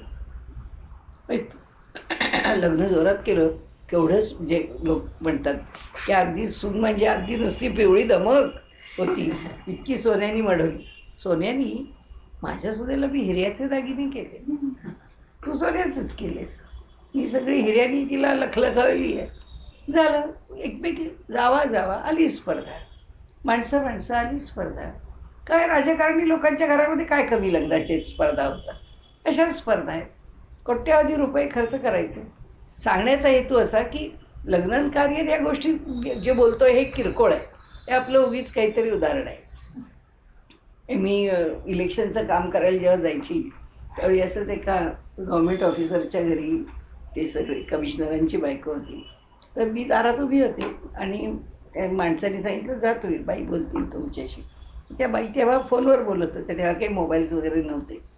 तर ती म्हणाली की मग तू कसं पाहिलंस ते, म्हणजे तुला माहीत नाही माझ्याकडे CD प्लेअर आहे, आणि एवढंच नाही तर माझ्याकडे VCD पण आहे, आणि तुला माहीत नसेल पण माझ्याकडे 250 तरी VCDs आहे. इतकं काही ती ते सांगत होती की तू कोण समजते मला, मी काही इतकी तुच्छ आहे का, तुझ्या घरी तुला वाटत असेल पुष्कळ आहे, माझ्या घरी काही कमी नाही. मी म्हटलं कुणाच्या जीवावर, आमच्या जनता जनार्दनाच्या. तुमच्या घरात एवढ्या वस्तू येतात कुठून आणि कशा. श्रीमंती असेल तर गोष्ट वेगळी, पण एकेकाळी गव्हर्नमेंट सर्वंट्सना काय पगार होते, त्या पगारात या गोष्टी होऊच शकत नाही. तो आपला विषय नव्हे, पण म्हणजे जगतातच माणसं रिॲक्शनमध्ये. सगळ्यांच्या घरी फ्रीज असतो, आपल्या घरी असला पाहिजे. सगळ्यांच्या घरी अमुक एक आहे, म्हणजे काही म्हणा, आता अलीकडचा TV म्हणा, आता लेटेस्ट तुमचे मोबाईल्स म्हणा, किंवा आलेली सगळी आमच्याकडची एक एक उपकरणं म्हणा, वापरणारे अप्लायन्सेस आपण घरामध्ये जे वापरतो, काय कमी येतात. रोज बाजारात नवीन येतं. साधं घड्याळ, मी चांगलं भारीचं, म्हणजे आता काहीतरी चांगलं भारीचं प्रेझेंट द्यायचं म्हणून माझी बुद्धी जितकी पुढं जाईल तितकी म्हटलं या माणसाला देताना आपण एक 30-35 हजाराचं घड्याळ देऊया. म्हणून मी जाऊन ते कुठलं तरी हल्लीच्या चांगल्या कंपनीचं कुठलं तरी घड्याळ घेतलं. तो म्हणाला आणि चांगलं आहे, भारीचं आहे, म्हणून ते 30-35 हजाराचं घड्याळ दिलं. तर तुम्ही म्हटलं तुम्हाला आवडलं काय?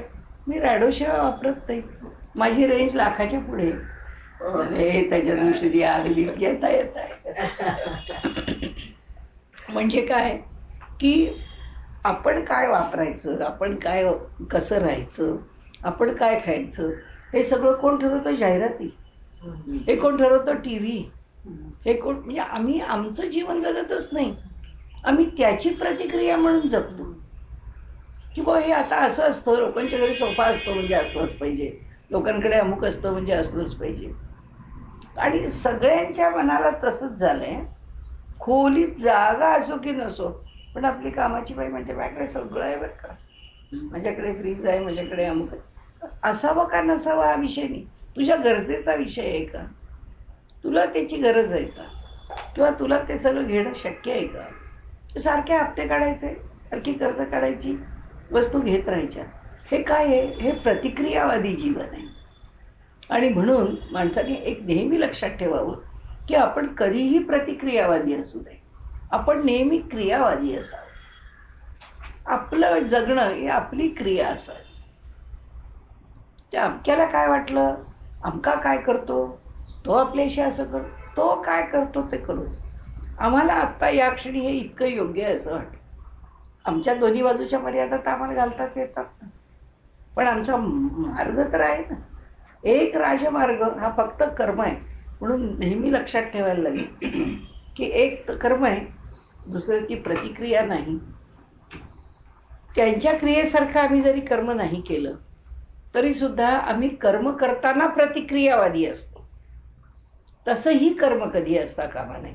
प्रतिक्रियावादी म्हणजे कसं, आपल्या घरी कोणीतरी येणार आहे आणि येणारा मनुष्य आपल्याकडे 4 वाजता येतो म्हणाले, अरे 4:15 झाले अजून आले नाही, 4:30 झाले अजून आले नाही. कमाल. हे लोक ना असेच आहे, त्यांना काही वेळेचं महत्त्व नाही आणि हे लोक नेहमी उशीर करतात. म्हणून मला आवडतच नाही या लोकांना बोलावणं. जर बोलवायचं असेल ना तर मी 1 तास आधीची वेळ सांगते, म्हणजे ते बरोबर उशीर करून बरोबर. किती बोलतो माणूस, किती बोलतो. आणि आल्यानंतर तो जेव्हा सांगतो की बा हे असं असं झालं, ही अशी अडचण आली, त्यामुळे आम्ही पोचू शकलो नाही. आता आपलं मन आहे, इथे जे दोष आहेत ना त्या कर्माच्या बाबतीत की बडबड करण्याच्या मागचे आहेत. कारण पुढे त्यांनी सांगितलं आहे आपल्याला, आपली सगळी इंद्रिय आपण त्याच्या ठिकाणी म्हणजे समर्पित करायचे. हा जो यज्ञ आहे, म्हणजे त्यांनी जो यज्ञ संकल्पना सांगितली, या यज्ञामध्ये इंद्रियांचा यज्ञ सांगितला आहे. तसा इथे कर्मात आत्ता आपण दोष कशाचा सांगतोय, आमच्या केलेल्या कर्माचा दोष सांगतोय. कर्म कुठे समर्पित करायला नाही सांगत आहे, जे कर्म करतोय त्या कर्माचा दोष सांगतोय. कर्म काय करतो, हे असलं काहीतरी त्या माणसाच्या बद्दल, हे इतकं सगळं चरविचारवण करायची काही गरज नसते, पण माणूस करतो. ते करून त्याचे दोष आपल्या मागे लावून घेतो. त्याच्यावर पण आपल्याकडे छान उत्तर दिलेलं आहे. आपल्याकडे असं म्हटलंय, नेहमी दुसऱ्याचे वकील व्हा आणि आपले न्यायाधीश व्हा. आम्ही सारखे दुसऱ्याचे न्यायाधीश असतो. आम्ही सारखा न्यायनिवाडा करतो, हा बरोबर वागला, हा चूक वागला, हा असा वागला. कुणी ते आम्हाला हे दिले जे न्यायाधीशपद, की तुम्ही त्याचा न्यायनिवाडा करून त्याला शिक्षा करा, त्याचं वकीलपत्र घ्या. कुणी जर म्हणालो काय हो हे उशीर झाला या लोकांना यायला, आपली पहिली प्रतिक्रिया काय, ते काहीतरी अडचण आली असेल, येतील. काय फोन पण नाही केला नसेल लागला, किंवा विसरले असतील. काही वेळा अशीच अडचण असते की माणसाच्या लक्षात पण येत नाही की आपण पटकन यांना फोन करून कळवावं. म्हणजे नेहमी दुसऱ्याचं वकील व्हावं आणि आपलं न्यायाधीश व्हावं. आपण काय वागतो ह्याचेच गुणदोष आपण पाहत राहावे आणि दुसरा नेहमी बरोबर आहे त्याचं वकीलपत्रच घ्यावं की नाही, तो जे करतोय ना बरोबर आहे, तो करतोय ना ठीक आहे.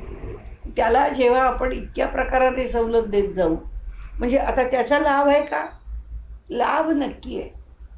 जेव्हा आपण आपल्याला सुधारत जातो आणि दुसऱ्याचे दोष धरून आपण जोपर्यंत व्यवहार करत नाही तोपर्यंत समोरची येणारी जी प्रतिक्रिया आहे ती कधीच आम्हाला प्रतिकूल येत नाही, ती नेहमीच अनुकूल आहे. म्हणजे ती आम्हाला फलदायीच आहे, ती नेहमीच फळ देते. आणि त्यामुळे कर्माच्या बाबतीत पण पुन्हा तोच विचार की कर्म असंच ठेवावं की जे कर्म रिॲक्शनरी नसावं, जे कर्म सारखे दुसऱ्याचे न्यायनिवाडे करत असणारं नसावं. हे कर्म नेहमीच दुसऱ्याला सांभाळ. कारण का हे दोष घालवायचे कसे, त्यांनी जे आपल्याला म्हटलं आहे की आम्ही जे कर्म केलं आहे ते कर्म आम्हाला त्रासदायक होऊ नये. आम्हाला त्रासदायक होऊ नये तर कसे वागलो तर त्रासदायक. त्याचं कारण आहे, या काही गोष्टी आपण सांभाळत जर गेलो ना तर आमच्या कर्माची गुणवत्ता वाढत जाते. कर्म जास्तीत जास्त पुण्यकारक होतं एक, आणि व्यवहाराच्या पातळीवरती ते कर्म अधिकाधिक सुखकारक होतं, सर्व बाजूने सुखकारक होतं. आणि म्हणून यांनी जे काही 2-3 गोष्टी घेतल्या आहेत ना त्या जास्त लक्षात ठेवण्यासारख्या आहेत. त्यांनी सांगितले समारंभा हा कामसंकल्पवर्जिता, या जर अशा गोष्टी घडल्या तर ज्ञानाग्नीने ती कर्म नष्ट होतात. म्हणजे आमच्या काही असं आहे का की आमचं कर्म चुकणार नाही, चुकतं. कर्म चुकतं, मनात वाईट विचार येतो, काही गोष्टी हाताने चुकीच्या घडतात की इच्छाच असते असं नाही, पण घडून जातं. पण घडलं म्हणजे दोषच आहे ना, तो दोष नाही असं कसं होईल, तो दोषच आहे. पण एक आहे की जेव्हा त्याच्या मागची भूमिका इतकी स्वच्छ असते तेव्हा ते दोष जे आहेत ते हे वरवरचे किरकोळ दोष आम्हाला बाधतच नाही. आज सुद्धा बाधत नाही. आज म्हणजे हे जीवन जगताना, म्हणजे ह्याचं फक्त फल पुढच्या जन्मात मिळणार आहे असं नाही, आत्ता सुद्धा तात्काळ सुद्धा मिळेल.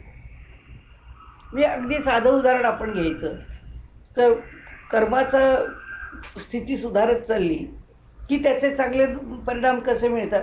साधं जेवण आहे, जेवताना जर पदार्थ आवडला म्हणून वाटेल तितका खात गेलो तर आपलं पोट बिघडल्याशिवाय राहतच नाही. पण जर योग्य प्रमाणामध्ये आम्ही खात गेलो तर आम्हाला सुखाचंच होतं, आरोग्य संपन्न राहतो. 4 प्रकारचे पदार्थ रोज वेगवेगळे खात गेलो तरीसुद्धा त्याचा आस्वाद तर मिळतो, पण नियंत्रणात असल्यामुळे आम्हाला त्याचा आनंद मिळवता येतो. तसं आहे त्यांनी जे सांगतात ते कर्माच्या बाबतीमध्ये की तुम्ही रिॲक्शनरी होऊ नका, तुम्ही दुसऱ्या माणसाला दोष देऊ नका, तुम्ही कर्म करताना कुठल्याही स्पर्धेत पडू नका. ही स्पर्धा नाही आहे. कर्म फक्त आपल्यापुरतं आहे. कोण काहीतरी करते म्हणून आपण काहीतरी करायचं आहे काही आवश्यकता नाही. आपलं आयुष्य कसं आहे, आपल्याला कसं जगायचं आहे, आपली आवड काय आहे, आपली ताकद काय आहे, तेवढंच करायचं आहे. आणि त्यामुळे ते ह्या प्रत्येक गोष्टीला जेव्हा आम्ही ओलांडून जातो तेव्हा त्याचे सगळे दुष्परिणाम आपल्याला भोगावेच लागतात. मनुष्य 4 लोकांचा पैसा कमावण्याची पद्धत पाहतो. ते लोक कशा प्रकारे पैसे किती धडपड धडपड धडपड करतात, प्रकृती घालवून बसतात. आणि मग काय करणार, म्हणजे तो पैसा आला मिळवला तरी त्याचा काही उपयोग होत नाही. आणि म्हणून त्यांनी जे सांगितलं आहे अनेक शेवटी ज्या प्रारब्धाच्या अत्यंत ज्याला काय म्हणू आपण की बलवान गोष्टी आहेत. बली पुरुष कारोही दैवमपि अत्य वर्तते. हे प्रत्येक वेळी आपल्या बाबतीत घडेल असं नाही. आमचा प्रयत्न बलवान आहे जो दैवाला ओलांडून पुढे जातो, पण तितकी आमच्या प्रयत्नामध्ये ताकद पाहिजे. एवढी ताकद आमच्या प्रयत्नात नसते. म्हणून आपण आपल्या परीने अधिकाधिक प्रयत्न रोज प्रामाणिकपणे करत गेलो ना तर दैव कितीही बलवान असलं तरी ते पुष्कळ सौम्य होतं. त्याला पूर्ण ज्ञानाग्नी परिसमाप्य ते नाही होतं, ज्ञानाग्नीमध्ये जळून जातं असं होत नाही आहे. परंतु त्या ज्ञानाग्नीने 80% तर नक्कीच 80% तर आम्ही त्याच्यावरती मात करू शकतो. हे सगळं कशाकरता जाणून घ्यायचं, तेवढ्याकरता की हा कर्मलोक आहे, या कर्मलोकाचं फल देणारा तो आहे, इथे प्रारब्ध आहे, इथे आमचा प्रयत्न आहे. प्रयत्न बलवान असला की प्रारब्धाला तो छेद देतो. ते प्रारब्ध आम्हाला भोगावं लागत नाही, तिथे तेव्हा हे जळून जातं. ज्ञानाग्नी दग्ध, ज्ञानाच्या अग्नीमध्ये दग्ध होऊन जातं. आणि जर प्रयत्न तितका बलवान नसेल तरीसुद्धा तो त्या ज्ञानाग्नीनी त्याचा जो दोष आहे तो पुष्कळ कमी होतो. पुष्कळ कमी करणं आपल्याला शक्य होतं. आणि त्यामुळे आता काय करायचं किंवा कसं वागायचं त्याच्याकरता त्यांनी सांगितलं त्यक्त्वा. काय काय टाकलं, आता हे वरती आपण हे विषय बघितले. कारण कर्मावर काय खूपच त्यांनी सांगितलं. सगळा त्यांचा गाभाच कर्म आहे. त्यामुळे त्यक्त्वा कर्म फलासंगम नित्यतृप्तो निराश्रय कर्मण्यभी प्रवृत्तोपी नैव किंचित करोति सहा. आता त्यक्त्वा कर्मफलासंग काय काय टाकायला सांगितलंय की कर्म फलासंग म्हणजे कर्मफलाचा त्याग करा, संघाचा पण त्याग करा. म्हणजे आसक्ती आधी कशाचाही एक. आणि आपण असं नाही आहे, पण आपण आपल्यापुरतं जरी घेतलं तरी पहिलं नुसतं सुटं कर्म घेतलं तरी हरकत नाही.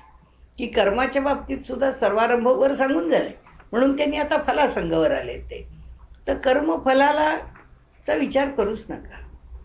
कर्मफलाचा संघ सोडून द्या. कर्मावरती आसक्त होऊ नका.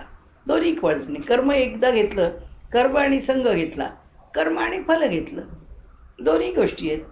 कर्माच्या फलाचाही त्याग करा आणि कर्माच्या संघाचाही त्याग करा. कारण असं कर्म केलं म्हणजे असं, हे केलं म्हणजे असं व्हायला पाहिजे, हे एवढं केलं, आता मी एवढं कंपनीमध्ये काम केलेलं आहे तर मला निदान 2 प्रमोशन्स तर ड्यू आहेतच ना. अगदी साधं लग्नाचा मुलगा बघायला गेलो तरी सुद्धा सांगतात वर्षभर या मुलाने इतकं चांगलं काम केलंय. आम्ही आत्ता सांगतोय मुलाचं हे आत्ताचं जे आहे ते काय म्हणतो ना पॅकेज, तर ते समजा 25 लाखाचं आहे, 30 लाखाचं आहे, पण अहो आत्ता त्याला ना 2 प्रमोशन्स ड्यू आहेत. कारण काय त्यांनी एवढं मोठं काम केलंय आणि त्याची जबाबदारी पार पाडली. म्हणजे किती आमचा मुलगा आत्ताही किती काय हे कर्मफल आणि त्याचा कर्माचा संघ, कर्माचा संघ धरला म्हणून त्यांनी केलेल्या कर्माच्या बद्दल आम्ही सांगितलं की बाबा हे आसक्ती येते, एवढं मोठं काम करतोय आणि म्हणतोच आपण जर समजा नाही मिळालं जाऊ दे, दे सोडून ती कंपनी, काय एवढं कामं करून घेतात, काही तुम्हाला देत नाही घेत नाही, करायचं आहे काय तिथे जाऊन. म्हणजे त्यांनी सांगितलं नका इथे ते काय असतं. आता लोक म्हणजे हे तर आम्ही भजनच करायला सांगताय तुम्ही आम्हाला, आम्ही वाटेल तेवढं काम केलं तरी सुद्धा कशाची अपेक्षा करू नका, आमच्या कामाचं फळही आम्हाला मिळत नाहीये तरी आम्ही काही तक्रार करू नाहीये. आम्ही करतो कशा करता. आता तर सारखंच आपण जाता येता ऐकत असतो की सारखं प्रोत्साहन, काय ती बक्षिसं, अरे रामा त्या खेडेगावामध्ये एवढंसं काही काम केलं की त्यांना प्रोत्साहन देण्याकरता बक्षीस, त्यांना प्रोत्साहन देण्याकरता सत्कार. हो मिनटा मिनटाला कसलं आलंय प्रोत्साहन, करा ना काम. एवढ्या एवढ्याशा गोष्टी सारखे नाही. आता दुसरा उद्योगच उरला नाही. प्रत्येकाला आपलं सुद्धा थँक्स गिव्हिंग, आपण नुसतं वाढदिवस आहे म्हटलं तर किती लोकांचे फोन आले, कशाला फोन यायला हवेत. एक वाढदिवस किती, या लोकांना देवाचं करायला वेळ नाही, या लोकांना पूजा करायला वेळ नाही, यांना एखादं पुस्तक वाचायला वेळ नाही, यांना कोणतं काम करायला वेळ नाही. आणि हे करायला कसा वेळ येतो कुठून वेळ. आणि त्याची सगळी यादी असते की किती आले फोन आपल्याला. अरे मला ना 200-250 फोन, काही विचारू नका, मला हातात ना अगदी मोबाईल ठेवायला वेळ नाही अशी स्थिती आहे. म्हणजे त्या फलाचा जो विचार आहे तो किती आहे. कारण हे सारखं आहे, हे ॲप्रिसिएशन. फोन तुम्हाला लाख येऊ द्या, त्या मोदींना तर बिचारांना फोन घ्यायचं म्हटलं तर काही कामच करायला नाही, इतके फोन येतील. पण हे जे सारखं, आणि तर नाही आला तर फोन नाही आला तुझा, मला माझा वाढदिवस होऊन गेला, तू विसरली का. म्हणजे ही सगळी पुन्हा अपेक्षा, ही अपेक्षा नाही आहे, हे सारखं ॲप्रिसिएशन पाहिजे. म्हणजे काय, कर्माचं फल पाहिजे. आणि नुसतं फल नाही आहे, त्या कर्माला संग आहे, आसक्तीने जोडलं आहे ते कर्म. की म्हणजे आपण आपल्या लिस्टमध्ये जेवढी नावं ठेवली आहेत की ज्यांचा वाढदिवस आहे त्यांना फोन करायचा, त्यांना जर आपण फोन करत राहिलो, त्यांचा जर आला नाही, जेव्हा किती वेळा आम्ही फोन केला, ती कुठे फोन करते, आता कशाला तिला फोन करायचा, पुन्हा रिॲक्शन द्यावी. असो, सांगण्याचा इथे हेतू असा आहे की कर्म फल आणि संग, कर्माचं फल आणि कर्माचा संग दोन्ही बाधक आहेत. आता आपल्याला इथे राहावं कसं, ते म्हणतात माणसाने कायम तृप्त असावं, कशाचीही अपेक्षा करू नये, कशाचीही नाही. कुठलंही काम करत असताना, एखाद्या कंपनीचं काम आहे, मालक भले कितीही घेऊन पैसा त्याचा फायदा मिळवत असेल, कारण असं एखादं काम आहे, त्या कामात वर्कर्सना किती मिळतो, मालकाला किती मिळत असेल ना. त्याच्यामागे काय अनेक गोष्टी आहेत. ते त्यांना भरपूर पैसे मिळाले म्हणजे काय, त्याच्या पैशाच्या वाटाही भरपूर आहे, त्याची रिस्कही भरपूर आहे. अगदी प्रत्येक वेळी एक प्रिन्सिपल लक्षातच ठेवावं लागतं. जेव्हा मनुष्य व्यवसायात असतो तेव्हा व्यवसायातला चढ लोकांना दिसतो, व्यवसायात उतार आहे हे कुठे दिसतं. उताराचा विचार मालकालाच करावा लागतो, त्याच्याकडे तेवढा पैसा असावाच लागतो. म्हणजे त्याला किती मिळतात आणि आम्हाला किती देतो या बोलण्याला काही अर्थच नाही आहे. म्हणजे सांगण्याचा हेतू असा आहे की जे तो देतो आहे त्याच्यामध्ये आमची तृप्ती असावी. मालकच असं नाही, आम्हाला जे मिळतं आहे प्रत्येकालाच, हे आपलं एक जनरल आपण उदाहरण घेतलं की नाही ठीक आहे, काय असेल ते आम्हाला जे मिळतं आहे ते आम्हाला चटणी भाकरीला पुष्कळ आहे. आपण जर विचार केला तर पूर्वीच्या काळी गव्हर्नमेंट सर्व्हिसमध्ये काय पैसे मिळत होते, पण लोक काम करायचे किती लॉयल होते. शिक्षकाला काय मिळत होतं, सगळे त्याला मास्तर तर म्हणायचे, तरी त्याला कोणी मोठं मान पण द्यायचे नाही. साधारणपणे नुसतं मास्तर, मास्तरला बोलवा असंच म्हणायचं लोक, त्याला कोणी आहो सुद्धा म्हणायचं नाही विचारायला. पण म्हणजे जे करतो आहे त्याच्याबद्दल त्याला आनंद आहे, म्हणून ते म्हणतात नित्य तृप्त असावं त्यांनी आणि निराश्रय असावं. त्याचा जो विचार कशावरही अवलंबून राहू. निराश्रय शब्दाचे पण खूप अर्थ होतील, आपण आता करत बसलो तर त्याला जरा अधिक हे होईल. आणि असा जर तो राहिला की कशाचाही आश्रय न घेता, असं म्हणून आपण जर त्या विषयाकडे पाहिलं की नाही काही मला हे मिळवायचं आहे, मला ते मिळवायचं आहे, मला ते द्यायचं आहे, मला आत्ता त्या सगळ्याचा थोडक्यात अर्थ सांगायचा किंवा आपण थोडक्यात लक्षात ठेवायचं म्हणजे काय होईल, तिन्ही ऐषणा नसाव्या. म्हणजे वित्तेषणा नसावी, लोकेषणा नसावी आणि प्रपंचाची ऐषणा पण नसावी. वित्तेषणा दारेषणा आणि लोकेषणा म्हणजे प्रपंच दारेषणा म्हणण्यापेक्षा या कोणत्याच ऐषणा न ठेवता निराश्रय राहू. काही नको आहे आपल्याला. अमक्याला सुखी करायचं, तमक्याला द्यायचं आहे. आता सगळ्या आपण जाहिरातींचं किंवा वेगवेगळ्या प्रकारे यांच्या मॅनेजमेंटच्या मध्ये प्रेझेंट काय द्यायचं, प्रेझेंट का द्यायचं, आत्ता आपण म्हणलं तसं सत्कार का करायचा, हे सगळे निराश्रय नाही, हे सगळे आश्रय आहेत. या सगळ्यातून त्याला खुश करायचं किंवा स्ट्रॅटेजीच ही. आता आम्हाला एकावर एक फ्री, काय त्याला अर्थ आहे? मग दोनच द्या ना, दोन त्या किमतीला. किंमतच खाली येणार नाही, एकावर एक फ्री देतो म्हणजे चालला आश्रय. हा सगळा सांसारिक आश्रय आहे. सेल आहे.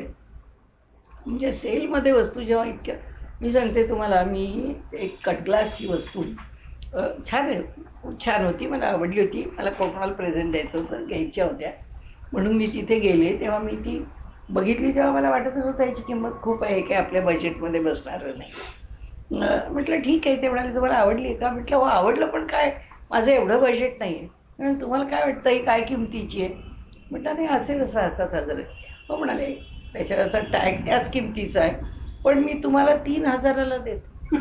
अहो कुठं 7,000, कुठं 3,000? म्हणजे त्याला ते कितीला पडलंय, त्याची किंमत काय आहे मुळामध्ये? म्हणजे या किमतीला वस्तू तुम्ही जेव्हा द्यायला लागता, असा जो प्रपंचाचा आश्रय, म्हणजे त्यांनी तो टॅग काय लावला आहे ह्याच्यावरनं मी भुलायचं आणि एवढी मोठी किमतीची आहे म्हणायचं. त्यांनी त्याच्या खालचा टॅग 3 आणि 4,000चा लावायचा आणि 4,000ला मला मिळाली 7,000ची वस्तू. म्हणजे मी देणाऱ्याला म्हणणार हे 7,000ची आहे बरं का, मला 4,000ला पडले आणि पुन्हा तो किती त्यांनी मला कमावलाय माहीत नाही. काय म्हणजे जे सगळं सांसारिक आश्रय प्रत्येक वस्तूचा. साडीचा सेल आहे, वस्तूंचा सेल आहे, कपड्यावर कपडा आहे, त्याचं प्राईस रिडक्शन आहे, 2 शर्टवर 1 शर्ट फ्री आहे, काय जे चाललेलं आहे आपल्याला हे जाहिराती काही कळतच नाही. आणि या सगळ्यामध्ये मनुष्य सगळ्याच्या मागे धावतो. चला जाऊया एक ट्रिप मुंबईला करूया, किती स्वस्त मिळतं. नाही हो लग्नाच्या साड्या घ्यायला नगरला जाऊया, किती स्वस्त मिळतं. त्या अमक्याच्या दुकानांमध्ये त्या पैठणी किती स्वस्त मिळतात. चाललंय, पळतोय. त्यांनी सांगितलं की कुठल्याही कर्माच्या मागे असं धावधाव करू नका, शांत व्हा, तिथंच जाऊन खरेदी करा, पण त्याच्या मागे ही हाव घेऊन नका जाऊ.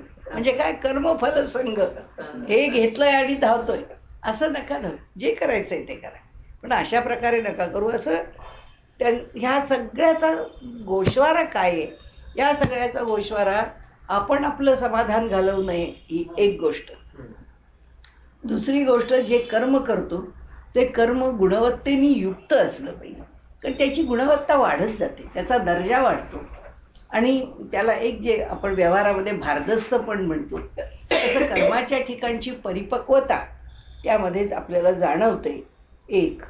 आणि दुसरी गोष्ट म्हणजे ते कर्म ईश्वराच्या दृष्टीने किंवा ह्या जगाच्या नियमाच्या दृष्टीने, ईश्वर आमच्यावर कृपावंत व्हायला त्याची मदत होते आणि या निसर्गाचा जो नियम आहे फलाचा, हा जो कर्मलोक आहे, या कर्मलोकामध्ये फल घेणं, फल मिळणं, या दोघांनाही काही सुटका नाहीच आहे. म्हणजे माझ्या कर्माचं फल मलाच घ्यायचं आहे, ते काही मी दुसऱ्याला देऊ शकत नाही आहे. तर त्यामुळे ह्या सर्व गोष्टी या आम्हाला फक्त समाधान देणाऱ्या घडतात, अनुकूल घडतात, योग्य घडतात, जशा घडायला हव्यात. कर्माच्या संदर्भामध्ये जे जे काही थोडंफार आपल्याला मांडता आलं, आपण ते कर्म, अकर्म आणि आता ते विकर्म, या त्याच्यामध्ये 3 गोष्टीतला आता फक्त एक धागा आपण जोडायचा राहिला आहे, कर्म, विकर्म आणि अकर्म. आता त्याच्यामध्ये कर्म आणि अकर्म आपण सोडवलं. आता कर्म, विकर्म आणि अकर्म, म्हणजे कर्म करतोच आहोत तरीसुद्धा ते अकर्म केव्हा ठरतं, विकर्म. आता आपण त्याची चर्चा केलीच आहे पुष्कळ, त्यामुळे तो एक फक्त विषय त्यांचा तात्विक आहे. तो तात्विक विषय आपण पुढच्या वेळी सोडून मग पुढे त्या तपाच्या इथे आणि निघून जाऊ.